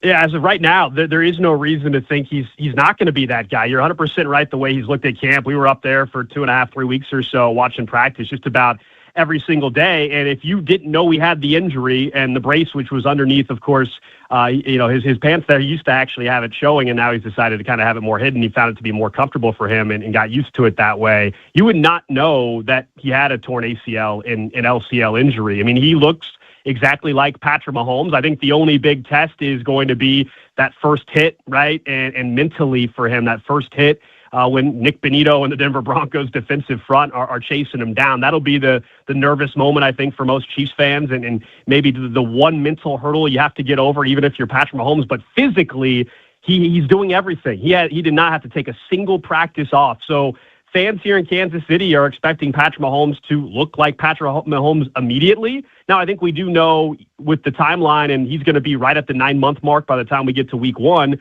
Will he be 100% Patrick Mahomes playoff form? I don't know about that, right? I think that might be a bit much. But in terms of holding anything back in the playbook or running the ball more, I've heard a lot of that. People think, they're just going to run the ball way more early in the season because of the injury. I think they're going to run the ball more this year a little bit because they have Ken Walker. But I don't think Andy Reid, we're not going to see Mahomes only throw the ball, 18 or 20 times on Monday Night Football against the Broncos. Alex Gold on 96.5 The Fan in Kansas City. You can listen to him every day from 10 a.m. to 2 p.m. Central inside your Odyssey app, AUDACY, a part of Cody and Gold. So, look, Mahomes is the number 1 quarterback. That's indisputable. He's looking like himself. The backup quarterback position in Kansas City is oddly interesting to me because maybe it's because I've seen Justin Fields play the quarterback position in my hometown of Pittsburgh before. Maybe it's because Justin Fields feels like he's getting one last shot to prove that he should stick on an NFL roster as a legit option and is still running backwards 10 yards into sacks. Maybe it's because Garrett Nussmeier has looked pretty good so far in camp in the preseason. How does this end up shaking out? Is there any chance Fields isn't the backup going into the regular season? So in terms of that, I'd be shocked if it's not Fields being the number 2 quarterback based off of the experience. Andy Reid loves to have the veteran backup behind Patrick Mahomes. You look at the track record, it was Gardner Minshew who ended up getting hurt, but last year they brought in Gardner Minshew because they wanted a veteran. Prior to that, they've had Carson Wentz. They've had even Chad Henne, who helped them win a playoff game years back. I mean, they like having Andy Reid is always like the veteran. So I think for this year, it's Justin Fields. They also gave up, remember, a late-round draft pick for Fields, even more reason why I think he'll be the number 2 quarterback. But you ask fans who they want as the backup, it's definitely Garrett Nussmeier. And he's looked really, really well, really good. I mean, Justin Fields has not looked as sharp in the preseason action, although that is always so hard to judge based on the competition you're going up against versus Nussmeier, who's going up against, some guys that maybe aren't even going to make rosters across the NFL. But fans want Nussmeier. I think he has a chance to be, Chase Daniel one day in this league. I know that's not what he wants to probably hear, although you can make a lot of money being that guy. But I think he could be a long-term backup for Patrick Mahomes. Could he be like the Jim Sorgi that Peyton Manning had? I could see it being a situation like that where next year there's no doubt Nussmeier's the number 2 and the Chiefs for once can save some money on a backup. They've been spending too much money, I think, on a backup quarterback for a roster that could utilize some money elsewhere. So that might be an advantage they have after this year. Alex Golden, 96.5 The Fan in Kansas City with us here on Westwood One Sports, where you can hear him every Saturday as well on BetMGM Game Day from 10 a.m. to 3 p.m. Central Time every Saturday, except this Saturday when I'll be filling in for Alex. You talked about the fact that this offense is not going to it's not going to completely change its DNA just because they brought in Kenneth Walker III. But I would suspect that with Eric Bieniemy back, maybe there are some changes to what we've seen the last year or two. Or does it look like a classic Chiefs offense again? Even though Kelsey's getting older, they may not have the high-level elite talent at wide receiver that we think of when we think peak Tyreek Hill several years ago. What does this offense look like this year, Alex? Visually, the biggest difference that everybody's waiting to see here in Kansas City, and we've seen it throughout training camp, and the hope is that we'll actually see it throughout the season, that is they're going under center more, which, doesn't sound all that exciting, but it's been a problem for them. They've refused to go under center. It's really hurt the run game. The RPOs have become ineffective because, one, their backfield situation has been brutal the last couple of years with Isaiah Pacheco. Last year, Kareem Hunt, who is just now getting a workout, I think, with the Lions. He's a rusher. Patrick Mahomes has never had a 1,000-yard back in his career, which is crazy to think about. So getting under center, having a better run game should make the RPOs a bit more effective. Patrick Mahomes might be willing to hand the ball off a bit more on the RPOs. That could be the visual difference for them, and making some defenses honor the run game. That'll probably be the biggest difference for them just in terms of scheme for this upcoming season. As far as what you're talking about, the explosive plays, that's been the biggest gripe among everybody in Kansas City for years now, is have they done enough with the wide receiver position to surround Patrick Mahomes? You think about some of the last couple of years of receiver rooms, and multiple guys aren't even on rosters, or if they are, man, they're fighting for a roster spot. I mean, Hollywood Brown is fighting for a spot in Philadelphia right now. Sky Moore's fighting for a spot in Green Bay. I think McCall Hardman maybe is still battling for a roster spot. I don't know if he's still in Buffalo. I can't remember. Juju Smith-Schuster was one of the leading receivers 2 years ago for this team. He just got cut by the Giants. I mean, it has been a pitiful receiver room, and it's not because they haven't put draft pick resources there, but they haven't nailed those picks. I mean, Rashee Rice, we all know the situation there. The talent might be there, but he's a knucklehead. Xavier Worthy hasn't taken a leap forward yet. Maybe that happens this year. And so, can they get the explosive plays down the field from Worthy or Tyquan Thornton? That could be how this offense looks different. But I think Chiefs fans are kind of fed up with the defense leading the charge, which has been the case the last few years. They're ready for the offense to take charge again, which is what, where this all started, going all the way back. It's been 5 or 6 years now. Steve Spagnuolo is still there, so this defense is still expected to be good. It's still expected to be inventive. They spent draft resources on getting younger up front, obviously with Omar Norman Lott and multiple picks up front. So with that being said, you feel good about the front, I think, as they continue to get younger. Even as Chris Jones ages out, but you lose your top 2 corners. They both go to the Rams. Is this defense, even though Mansour Delane, everybody likes the early returns on him in camp, is this defense prepared to go through sort of this transition on the fly? I do think it's a bit of a rebuild, and they don't have the luxury that they've had in prior Spags years where they could slow play the rookies, the young guys you're talking about. They could sometimes slow play them. I don't think they have that luxury. They have to play these young guys right away. And so the first month of the season, I'm fascinated to see what's that look like. Are there growing pains? Are there communication issues in the secondary? You mentioned Mansour Delane. He's finally back and good to go, but he missed a good chunk of camp in terms of being able to have a fully padded practice. He was out there, but he was wearing the yellow non-contact jersey that the Chiefs wear throughout practice for a good chunk of camp up until the final week. And so are there communication questions back there with some unknowns, even a second-year player like Noel Williams? And you don't have a leader in the safety room maybe the way you have it had in the past on top of that. So I think, one, rely on younger guys earlier, but then that defensive front is going to have to lead the charge more. I think they've been able to lean on the secondary helping the pass rush in the past. I think it has to be reversed. I think this pass rush has to help the secondary. And, yeah, Chris Jones is a year older. I will say, though, that the thought here in Kansas City, and it looks like the plan could make sense, is, all right, the interior of that defensive line was so brutal last year. They cleaned house of that. They end up bringing in Chris Tonga from the Patriots. They go and draft Peter Woods from Clemson, who at one point people thought a year ago would have been a top pick. He ends up going late in the first round. If they can get those guys on the interior to draw some attention, they can move Chris Jones back outside occasionally, which might open some things up for him. That's at least their hope. But it's my biggest question I have on the team, even more than the wide receiver room, Chris, is the pass rush. Opposite Karlaftis and Jones, who's on the other side there? It's a second-round pick and R. Mason Thomas from Oklahoma going to rotate in. Ashton Gelati, who's by no means a household name for anybody listening right now. He's also hurt right now. They brought back a veteran from the Super Bowl era from 3+ years ago in Emmanuel Ogbah. They got a failed first-round pick in Felix Anudike-Uzama, who's been a bust to this point. That is showing something here in camp a little bit, but I don't know how much you can count on him. So my biggest concern is how do they get after the quarterback? And that'll be something I'm watching very early on in the season.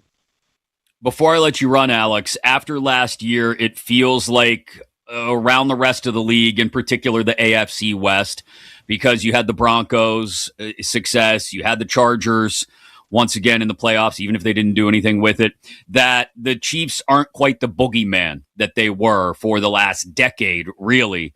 Do they get back to that this year?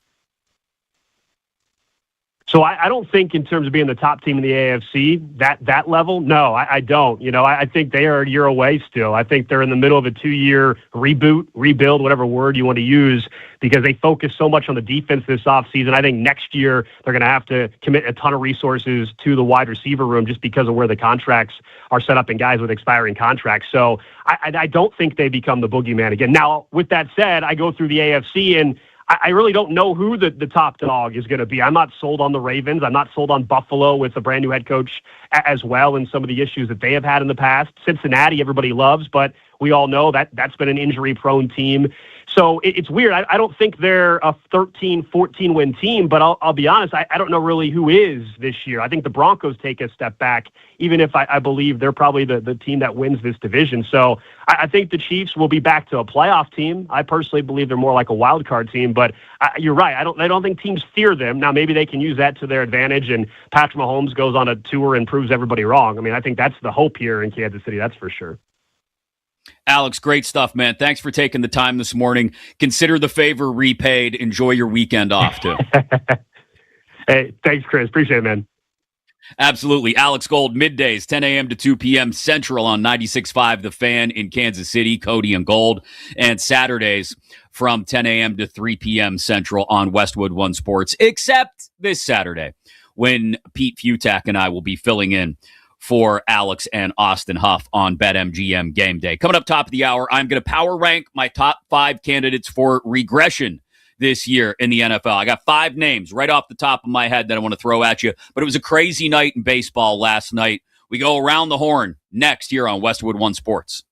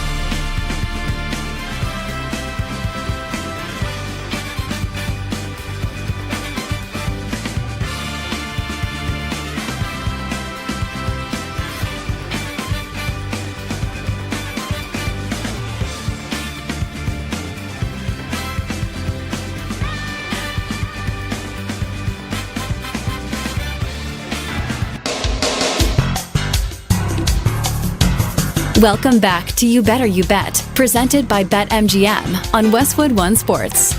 We wear caps and sleeves at this level, son. Oh, what a night in baseball last night. Let's go around the horn because we had everything. Pennant races, wild card races, walk-offs, big hits, homers, comebacks, all of it. It started with the Mets walking off the Brewers on a throwing error in the 10th. 0-2 to Morel. And he hits it on the ground. Hamilton coming home. Throws it away. Mets win the ball game. Mets win. The Mets all of a sudden are playing like a somewhat competent baseball team. Only took them 4.5 months to figure it out. So golf clap to them. More importantly here, the Brewers lose one and lose ground atop the National League standings to a couple of teams who were playing each other as the Braves ended the Dodgers' 6-game win streak, pulled within 3 games of the Dodgers and within 4 of that top spot in the National League. This is going to drop. Ozzie brings in an Olsen. In an oh-so-good moment for Atlanta. The Bravos back on top here in the 8th. So the Braves, behind Ozzie Albies' go-ahead eventual game-winning RBI single, scoring Matt Olson there in the 8th, snap the Dodgers' 6-game winning streak, move within 3 of L.A., within 4 of the Brewers, and here we go, 30 games to go. This is when Willie Mays Hayes and Rick Vaughn start to put it all together. Roger Dorn actually starts getting in front of baseballs. Not that any of these teams were supposed to be Major League Cleveland bad. Go watch the movie, kids, if you're too young to remember Major League. They weren't. But all of a sudden, this is where the stretch run goes, and we turn up the pennant fever music. Even in Seattle, where somehow the skidding Mariners are suddenly on the verge of sweeping the Phillies. This ball barreled down the line. Cal Raleigh has returned. Well, let's pump the brakes. I don't know if Cal Raleigh has completely returned, but yeah, the Mariners are on the verge of sweeping the Phillies this afternoon. Will it actually happen? Don't know. Are the Mariners actually in the race? Yes, because the American League wild card race is an abomination to baseball. But there you have it. The Phillies also trying to chase down the aforementioned Braves in the NL East and maybe chase down the Cubs for the top wild card spot. A lot is happening in the National League wild card race. We'll get back to that in a second. How about the AL wild card race where the Red Sox are suddenly breathing down the Yankees' neck for the top wild card there? High fly, center field deep. Ruiz backing up all the way to the wall. He's done it again. The Mick strikes again. His second home run tonight. The Mick. Where did this come from? First of all, the stash is fantastic. But the Red Sox, for the last 2 months, maybe the best team in baseball, absolutely on fire. Yankees fans clutching their pearls, worrying that if they have to play a 3-game wild card series against the Red Sox, it would happen at Fenway instead of in the Bronx. Yeah, that's happening. Just a game and a half back of the Yankees now, the Red Sox are, for the top wild card spot, and sending Sonny Gray to the mound in Miami later today. As for that NL wild card race we were talking about a second ago, Arizona down 4-0, storms back 5 runs in the final 2 innings to pull within a game of the Padres. Ryan Waldschmidt way back to left field, and the Cubs comeback is complete. Yeah, it was the Diamondbacks comeback on the Cubs, but nonetheless, I get what you're trying to say. Ryan Waldschmidt with another long ball, and the Diamondbacks beat the Cubs, and like I said, are within 1 game of San Diego for the final wild card spot in the National League, because last night, collective gasp, baseball fans, Mason Miller looked human for at least a split second, and Paul Skeens may finally be on the way back. The Pirates, a 1-0 win in San Diego. Driven down the line, and Cruz has given the Pirates the lead. How about that for a big home run? No one's done it in a year except for O'Neal Cruz. The Pirates on top in San Diego. Never say never. O'Neal Cruz with a solo shot down the line. It was a laser beam, a freaking laser beam off the bat of O'Neal Cruz. And that was the only run of the game as the Pirates beat the Padres. Mason Miller's first home run allowed in, are you ready for it? 385 days. Whew, what a night it was around Major League Baseball last night. Just a quick update to the races so that you feel like you're on top of things, Bill in Toronto. I know you've been waiting for this segment all day. Rays are still atop the AL, solidly ahead of the Yankees by 3.5 games for not just the top spot in the AL, but the AL East, obviously. White Sox still atop the Central, second seed in the AL with a 2.5 game lead over the Guardians. The Astros just fired their GM and are at 500, leading the AL West. Yankees, like I mentioned, 1.5 games up on the Red Sox for the top wild card in the AL.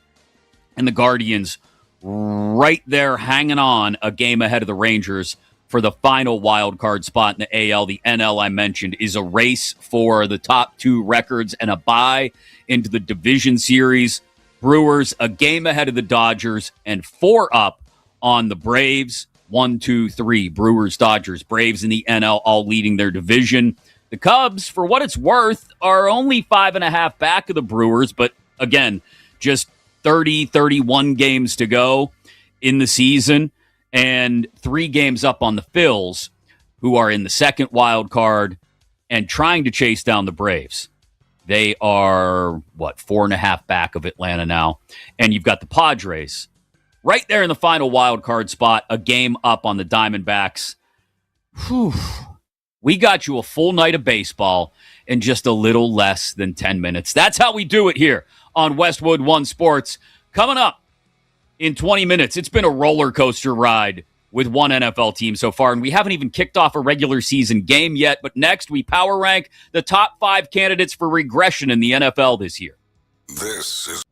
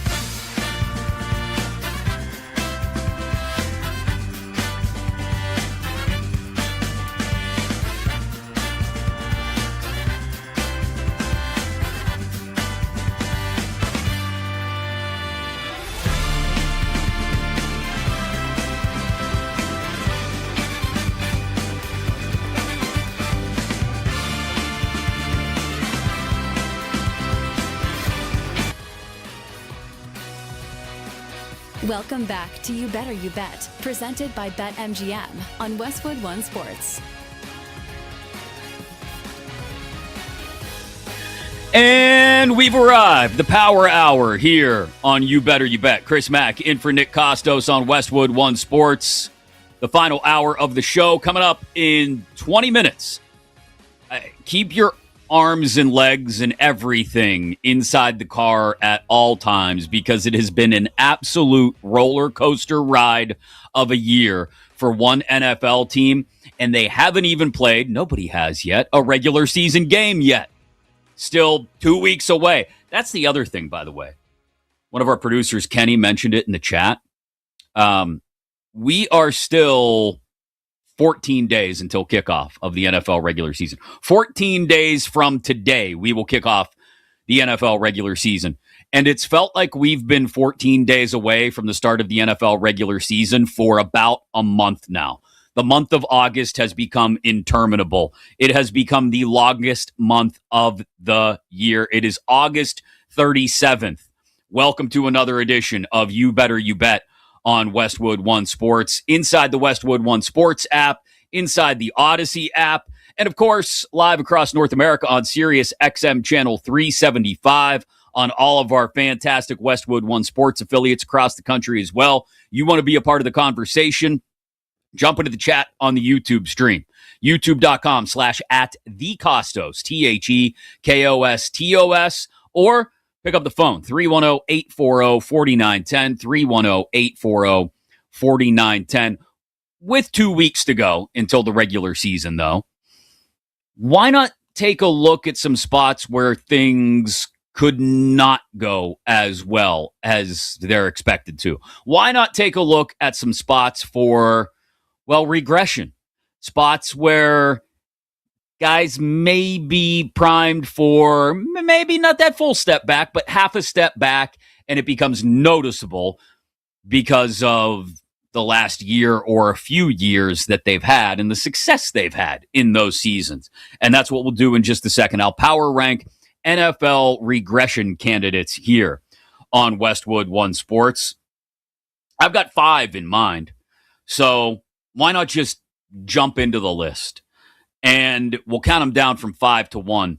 At number 5, while he can be a phenomenal passer and he's got great weapons at his disposal, a ton of talent on this offense, I have questions about his offensive line. Stop me if you've heard that about a number of teams at this point in the preseason. Jared Goff at number 5 for me as a candidate for regression in 2026. When he's operating inside a clean pocket, things are great. And he doesn't necessarily melt down under pressure. He doesn't. He's actually, some years, been one of the better quarterbacks in the league despite pressure. But against these defenses, Brian Flores' defense in Minnesota, you would hope some increased pressure from the Bears defense and the number of turnovers they caused last year. Maybe that could be something to talk about as far as regression goes. And the Packers, once Micah Parsons is healthy, defenses that can create pressure, can get in Goff's face, know how to scheme against him.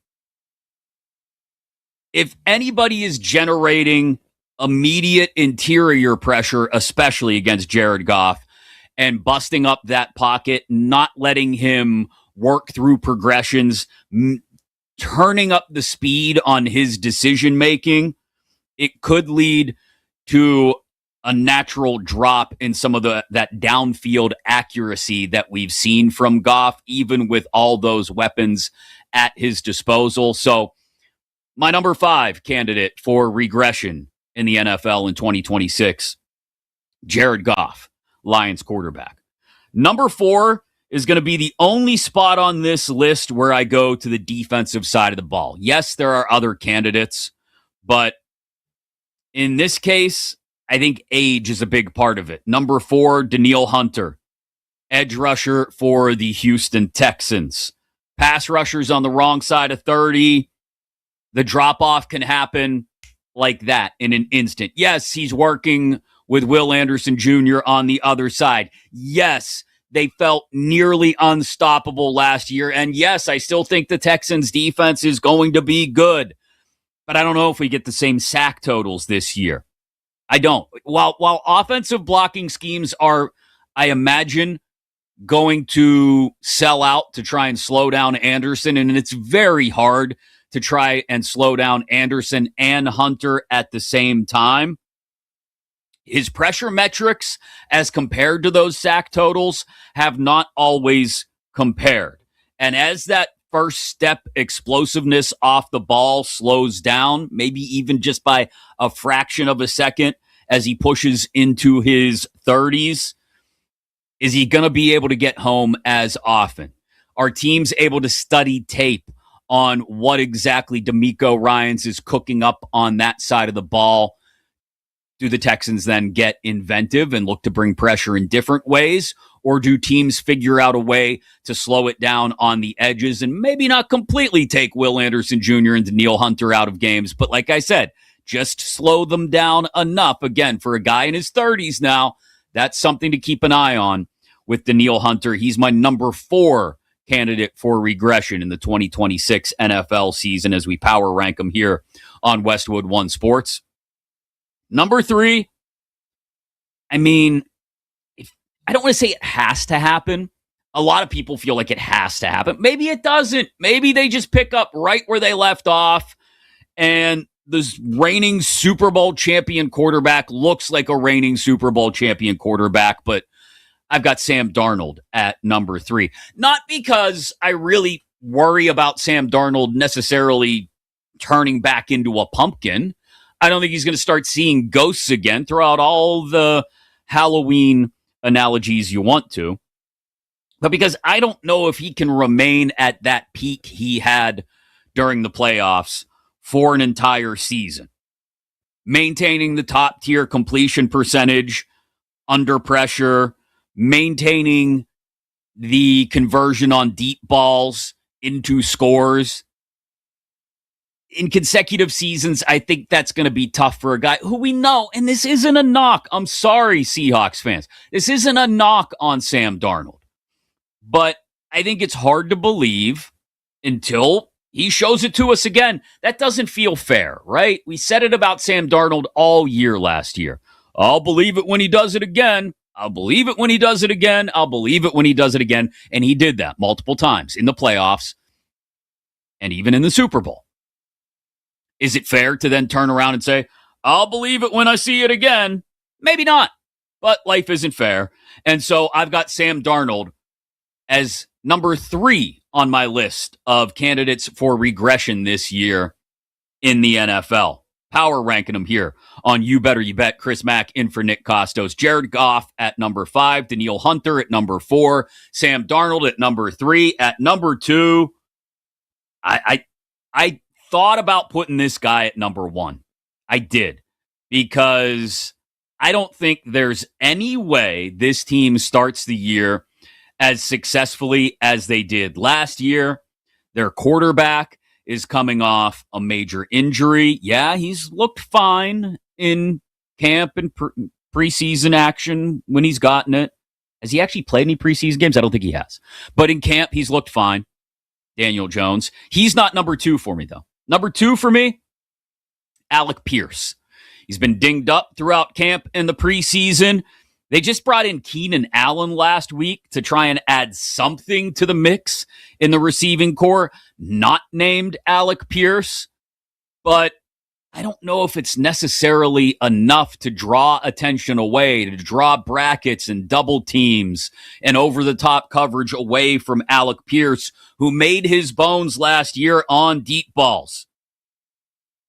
His efficiency relies on targets that are deep downfield and traditionally low percentage.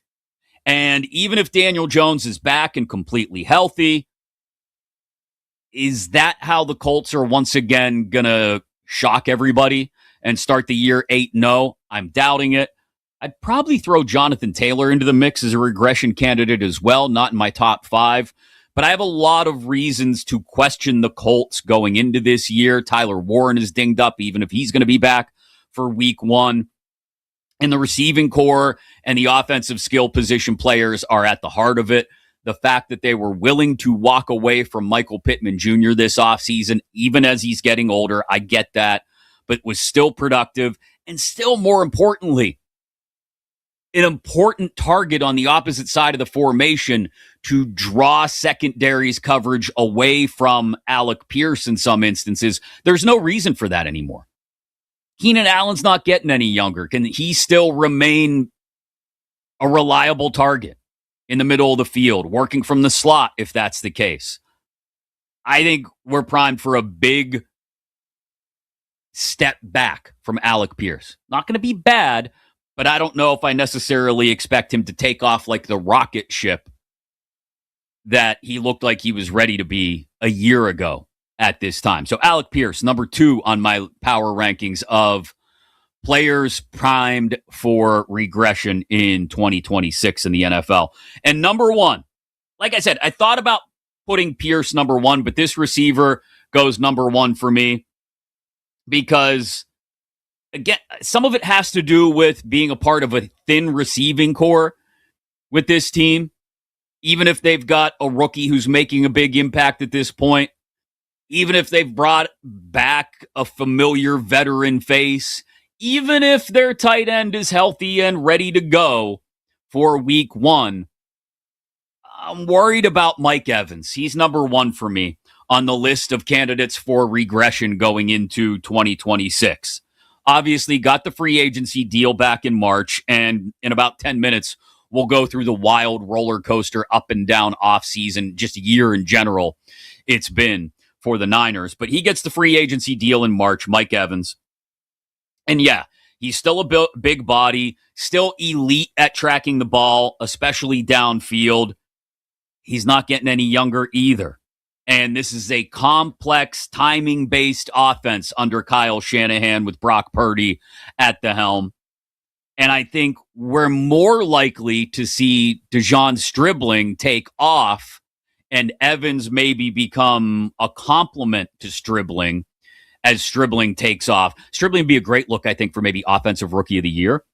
I think Evans' individual win rate and separation metrics are highly likely to regress, and he might shift into more of, like I said, a specialized role rather than the high volume weapon he's been over the years in Tampa. So that is my list of candidates for regression as I power rank them here on this Wednesday, August 26th, 2 weeks from the start of the 2026 NFL season. Jared Goff, number 5, Danielle Hunter, number 4, Sam Darnold, number 3, Alec Pierce, number 2, and Mike Evans, number 1, my candidates for regression this year around the NFL. Some other names that I think were worth throwing out there that I wasn't necessarily going to put out there in my top 5. Kevin Byard, again, another guy who's not getting any younger and I think could be boom or bust as far as turnover luck goes. He would be probably an honorable mention on this list. Jonathan Taylor, who I already mentioned. If Colts opponents are stacking the box to slow down Taylor because they're not threatened by Alec Pierce and Josh Downs and Keenan Allen, then it's going to make it. It's going to be uphill sledding for Jonathan Taylor. I like Jonathan Taylor a lot. I'd like to be wrong about that one, but that's an honorable mention. And as much as I like him, as much as he is a singular talent, I still have a question about what the offense in totality is going to look like in Atlanta. So I think Bijan Robinson, especially as a guy who's going, we talked earlier about, top 3, top 5 in fantasy drafts. Bijan is obviously going first overall in some drafts, first, second, third overall in a lot of fantasy drafts. I think he's going to have a good year, and I wouldn't be surprised if they get just capable quarterback play from Michael Penix Jr. if he still has a classic Bijan Robinson type year. But with all the questions about that offense, with Penix at quarterback, presumably. I think the same questions we ask about Indianapolis and how defenses stack the box against Jonathan Taylor could exist with Bijan Robinson. Obviously more of a threat than Taylor in the passing game, but is he slowed down in the run game because defenses don't fear Penix and Pitts and London because, well, Michael Penix Jr. And if Penix gets dinged up at some point or isn't able to go, Tua? Yeah, I'll put 8 in the box every time and ask you to beat me with London and Pitts rather than letting Bijan Robinson beat me. So he would be on the outside of the honorable mentions as well. Bijan Robinson. Our candidates for regression this year. Power rankings today here on Westwood One Sports. Chris Mack in for Nick Kostos on You Better You Bet. Coming up next, I said it earlier, keep your arms and hands, keep everything, legs, heck, eyelashes, everything inside the car at all times because this has been a wild roller coaster ride going all the way back to January. I'm going to run down the timeline of what the last, say, 7.5 months have been like for one team in particular. And we'll discuss whether you think that makes them, I don't know, contenders for a rallying point bounce back kind of year, even though they went to the playoffs a year ago. Makes them candidates for a house of cards, perhaps. It could all come tumbling down, or maybe just candidates for one hell of a documentary someday. That's all next here on Westwood One Sports.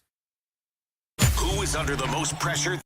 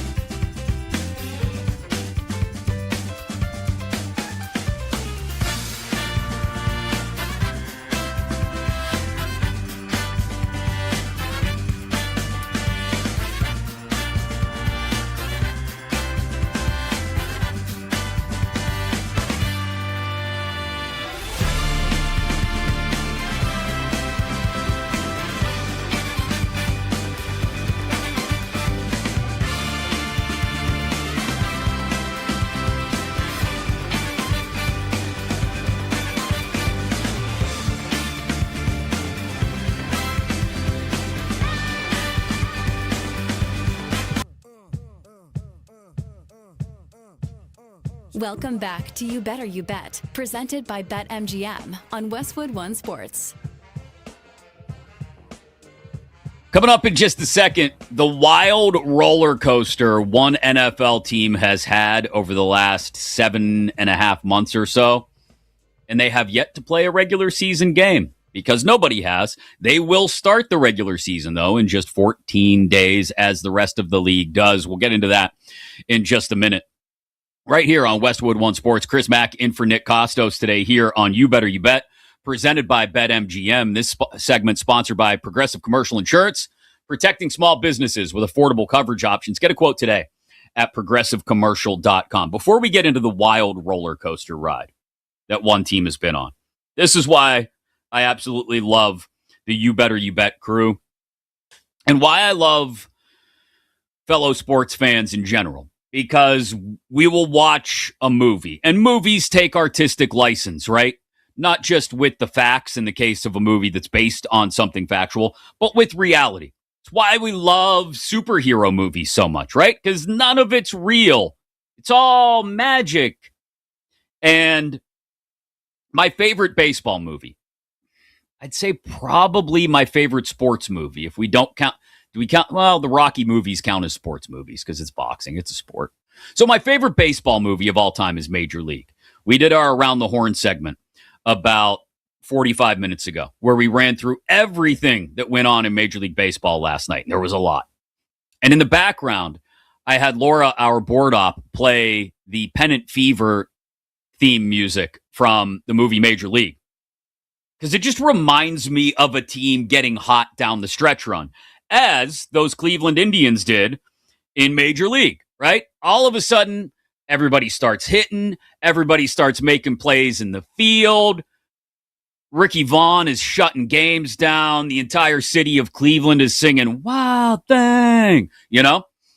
And they get to that one-game playoff with the Yankees to win the AL East. And what I love about sports fans is that when we see that, we go, wait a second. And our executive producer, Bill Zimmerman, did this. We look at it and we say, hold on, I got to do the math here. And so Bill sat down and did the math. This is amazing. When Cleveland starts winning, when they start to go on the tear to catch the Yankees in the AL East in the movie Major League, they show Willie Mays Hayes nailing his 16th pair of gloves to the wall in roughly their 130th game. Okay, we'll even be liberal about it and grant him an extra 5 games. Right? We'll say we'll give him an extra 5. We'll say he's got 37 games left in the season. Just to be, to suspend a little more disbelief. His 16th pair of gloves, which means 16 stolen bases through that point in the season. He steals his 100th base, Willie Mays Hayes, in game number 163, the one-game playoff against the Yankees. Meaning Willie Mays Hayes had 84 stolen bases in like 33 to 38 games. Let's say 35 games. That's a 162-game pace of 412 steals. Ricky Henderson would blush at that.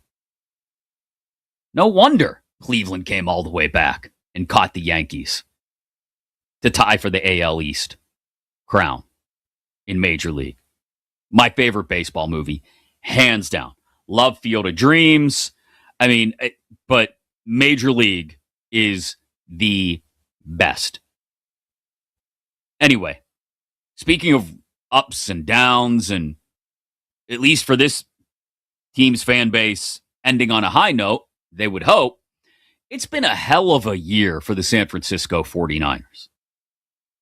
The last 7.5 months have been, anything that could happen has happened to this team, it feels like, over the last 7.5 months. And I sat down and started writing it out this morning. And I put it all on a timeline because it really boggles your brain if you try to wrap your head around everything that has happened to this team going back to mid-January. From electrical substation rumors to trailer park prostitution stings. They've had it all. Let's go all the way back to January 11th. Wild card game in Philly. Niners win, upset the Eagles, but George Kittle ruptures his Achilles. 6 days later, the Niners get blown out in Seattle, 41-6. That's it. That's the end of the season, and Niners fans are going, oh, man. Injury issues with McCaffrey all the time and Bosa, and we'll get to those guys in a second. And now Kittle, when's he going to be back? We'll revisit that in just a second. But March comes around, and March 12th, the opening of free agency in the NFL, the Niners sign Mike Evans, a 3-year, $42 million contract. And you go, okay, Evans, Pearsall, let's see what we get in the draft. More weapons for Kyle Shanahan and Brock Purdy. This is a good thing.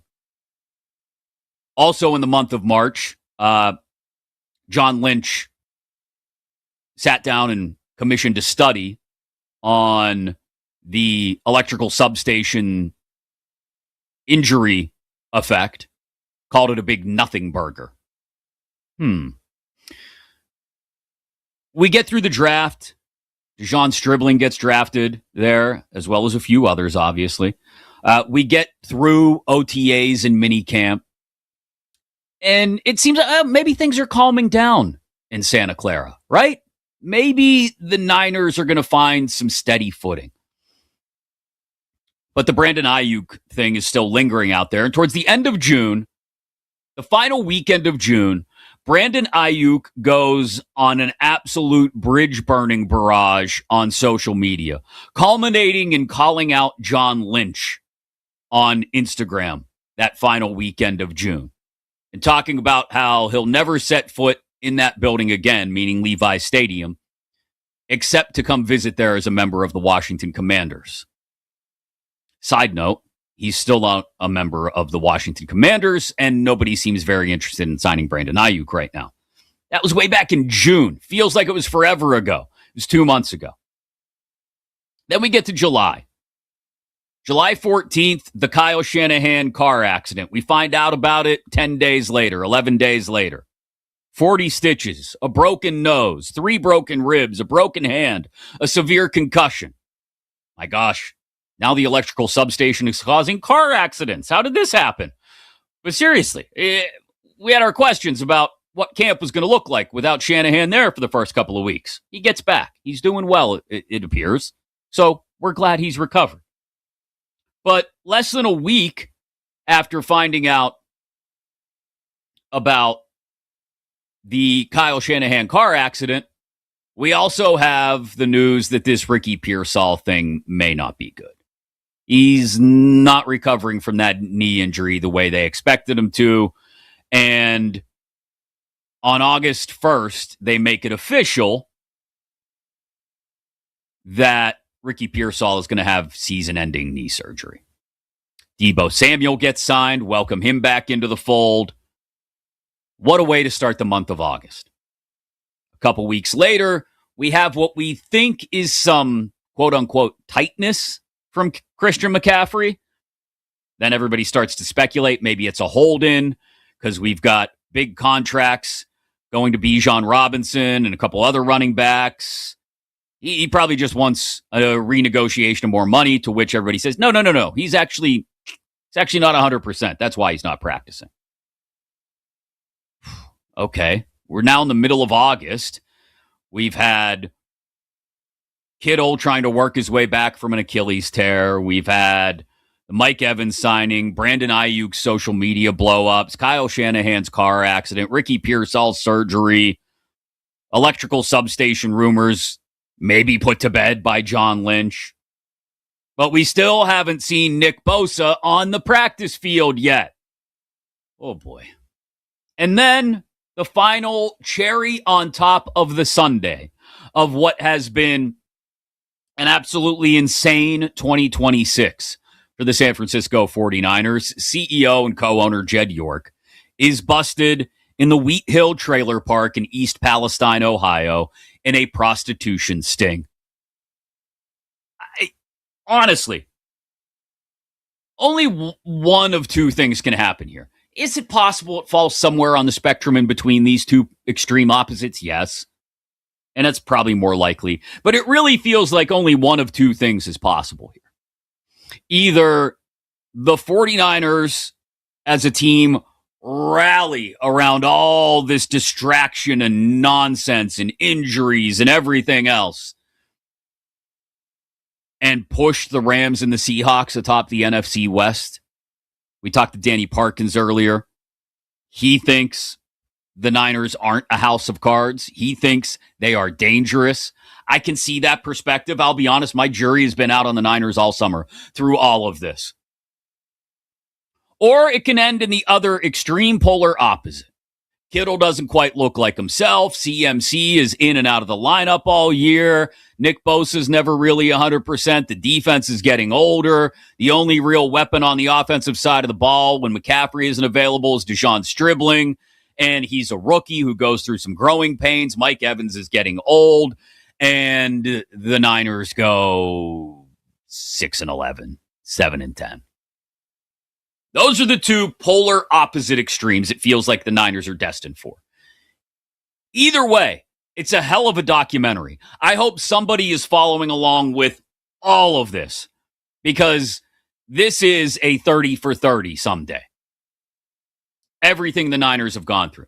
By the way, I looked it up because I was curious when I heard, East Palestine, Ohio is where this Wheat Hill trailer park is that Jed York got busted in the prostitution sting over the weekend. I thought, man, East Palestine isn't that far from me. I live in southwestern Pennsylvania. I looked it up. It's only like 48 miles away. The social media team at Westwood One Sports has tried to convince me to go out there and conduct a thorough investigation of Wheat Hill Trailer Park. I'm a happily married man. I will not be going anywhere near the Wheat Hill Trailer Park. Thank you very much. I do not need to get swept up in some sort of follow-up police activity. Okay? I'm not driving an hour and 15 minutes to go see a trailer park. All due respect to the residents of Wheat Hill Trailer Park. I'm sure it's lovely. The pictures I've seen look very nice. But I ain't going to be visiting anytime soon. I'm going to leave that where out in rural Ohio, East Palestine. I'm good. But what a year for the Niners. It can only end one of two ways. Either they shock the world and somehow win the NFC West and go on a run. Somehow everybody stays healthy. Everything comes together. Mike Evans has another great year. Deshaun Stribling takes off. Debo's still effective. George Kittle's healthy. All them old heads on the defensive side of the ball make some plays. Kyle Shanahan keeps it all together. Or they fall apart. It's a house of cards. Again, I know it's more likely it's somewhere in between. They're probably, battling for a wild card down the stretch. But, damn. That's an off season.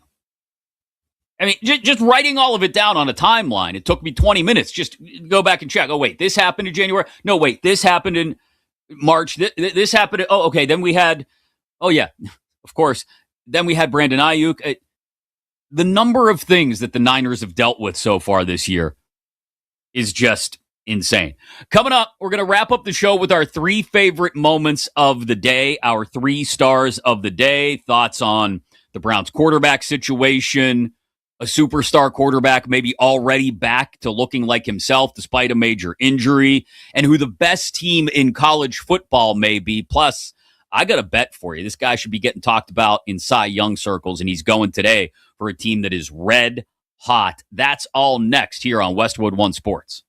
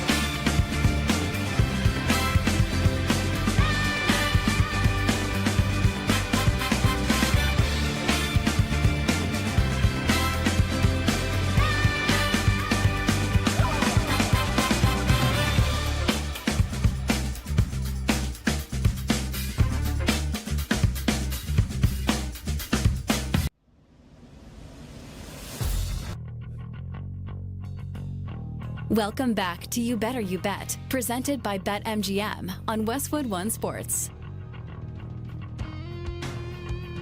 Our 3 favorite moments of the day in just a moment with our 3 stars of the program coming up to wrap things up here on Westwood One Sports. Chris Mack in for Nick Kostos today here on You Better You Bet, presented by BetMGM, where you could turn your baseball predictions into bigger potential payouts with today's MLB Parlay Boost token, whether you're backing multiple game winners, stacking player props, or building a same-game parlay. That MLB Parlay Boost token is going to help you get even more out of every winning ticket. All you got to do, get inside your BetMGM app, download it today, and please gamble responsibly. I did want to take a look because I suggested it just a second ago, and I thought, you know what? It would be irresponsible to suggest it and then not actually look up the numbers. I did want to take a look at NFL Offensive Rookie of the Year odds because I brought up DeJon Stribling, right? We usually think of quarterbacks, and Jeremiah Love is atop that right now, but he's been dinged up. Carnell Tate, we would imagine, is going to get a lot of footballs thrown his way in Tennessee, but has Cam Ward necessarily looked this preseason like he's going to light the world on fire? I have my questions. We know Jadarian Price is going to get a heavy workload in Seattle. Those are the top 3 on the board, or 3 of the top 4, I should say, on the board right now at BetMGM. Fernando Mendoza, one of the other 4. All either at 5 or 6 to 1 for Offensive Rookie of the Year. DeJon Stribling is next on the list. If you're looking for that next tier of possibilities for Offensive Rookie of the Year, this might be something I consider putting some future money down on, like right now, like as soon as I'm done talking to you. DeJon Stribling, 10 to 1 to win Offensive Rookie of the Year at BetMGM, given all the glowing reviews of his work at training camp and the positives we've seen out of the first 2 preseason games. When you consider the fact that Mendoza's looked a little shaky, and who knows when he's actually going to take over and start, considering, like I said, we think Cam Ward is going to take a step forward in Tennessee, but does that necessarily translate to a big Carnell Tate year? And considering, as much as I love him, pun intended, Jeremiah's status in Arizona, I don't think that's a bad look. 10 to 1 Offensive Rookie of the Year right now for DeJon Stribling at BetMGM. Yeah. When you look at the other names just below him, he kind of sits in a second tier by himself on the board right now. The third tier in like the teens to 20s. Jacoby Lane, 15 to 1. Makai Lemon, 18 to 1. KC Concepcion, 20 to 1. Sorry, I'm not taking a Browns player for anything. Denzel Boston, again, same thing holds, 25 to 1. Carson Beck, I know I talked about him a couple weeks ago, 25 to 1. I never actually put my money where my mouth is on that one. So if I were going to make Offensive Rookie of the Year futures bets, I'd probably wait until after the final weekend of preseason action, which of course kicks off tomorrow night. You got 4 games tomorrow night, including Steelers, Bills, Patriots, Browns, Niners, Raiders, Rams, Chargers. Of a packed slate on Friday night and then a pair on Saturday as well. I'll probably wait till Sunday to actually put those in. But when I do, again, as much as I love Jeremiah Love, the number's probably a little too short right now. I would look at DeJon Stribling in San Francisco and maybe a little bit on Carson Beck too. Again, assuming he gets an opportunity to take over the job early enough. But you're going to miss the number if you wait until he officially gets named a starter, which might be week 1, might be week 8. Who knows? All depends on how Jacoby Brissett plays. I do have a baseball bet for you. I wanted to throw this out there as well. We talked earlier about the Red Sox now breathing down the Yankees' neck, just a game and a half behind them for the top wild card in the American League. They've been the hottest team in baseball for like 2 months now. And tonight, in Miami, Sonny Gray, who should be getting talked about as an AL Cy Young candidate, but I don't hear his name nearly often enough. He's 16-3, people. A lot of Cy Young voters still look at the record, even if you may not. 16-3, Sonny Gray on the bump in Miami against the Marlins for the Red Sox, and he has gotten back on track in August. He struck out 25 in just as many innings of work in the month of August, a 2.16 ERA, and in those 4 starts, he's struck out at least 3 times. So, minus 125 at BetMGM today. Sonny Gray to go over 5.5 Ks. I'll be on that one as well inside your BetMGM app. Time to get you our 3 favorite moments of the show. Time for our 3 stars of the day. Let's go. 3. I think that it is very possible that Deshaun Watson is better than Shedeur Sanders. I think people overrate bad press conferences all of the time, and that was a bad press conference from Deshaun Watson. I just happen to think that it is extremely likely that the former 12th overall pick, who's been in the league for 8 years or whatever it is at this point, is better than a second-year, 5th-round pick. That's not a bad point by Danny Parkins there.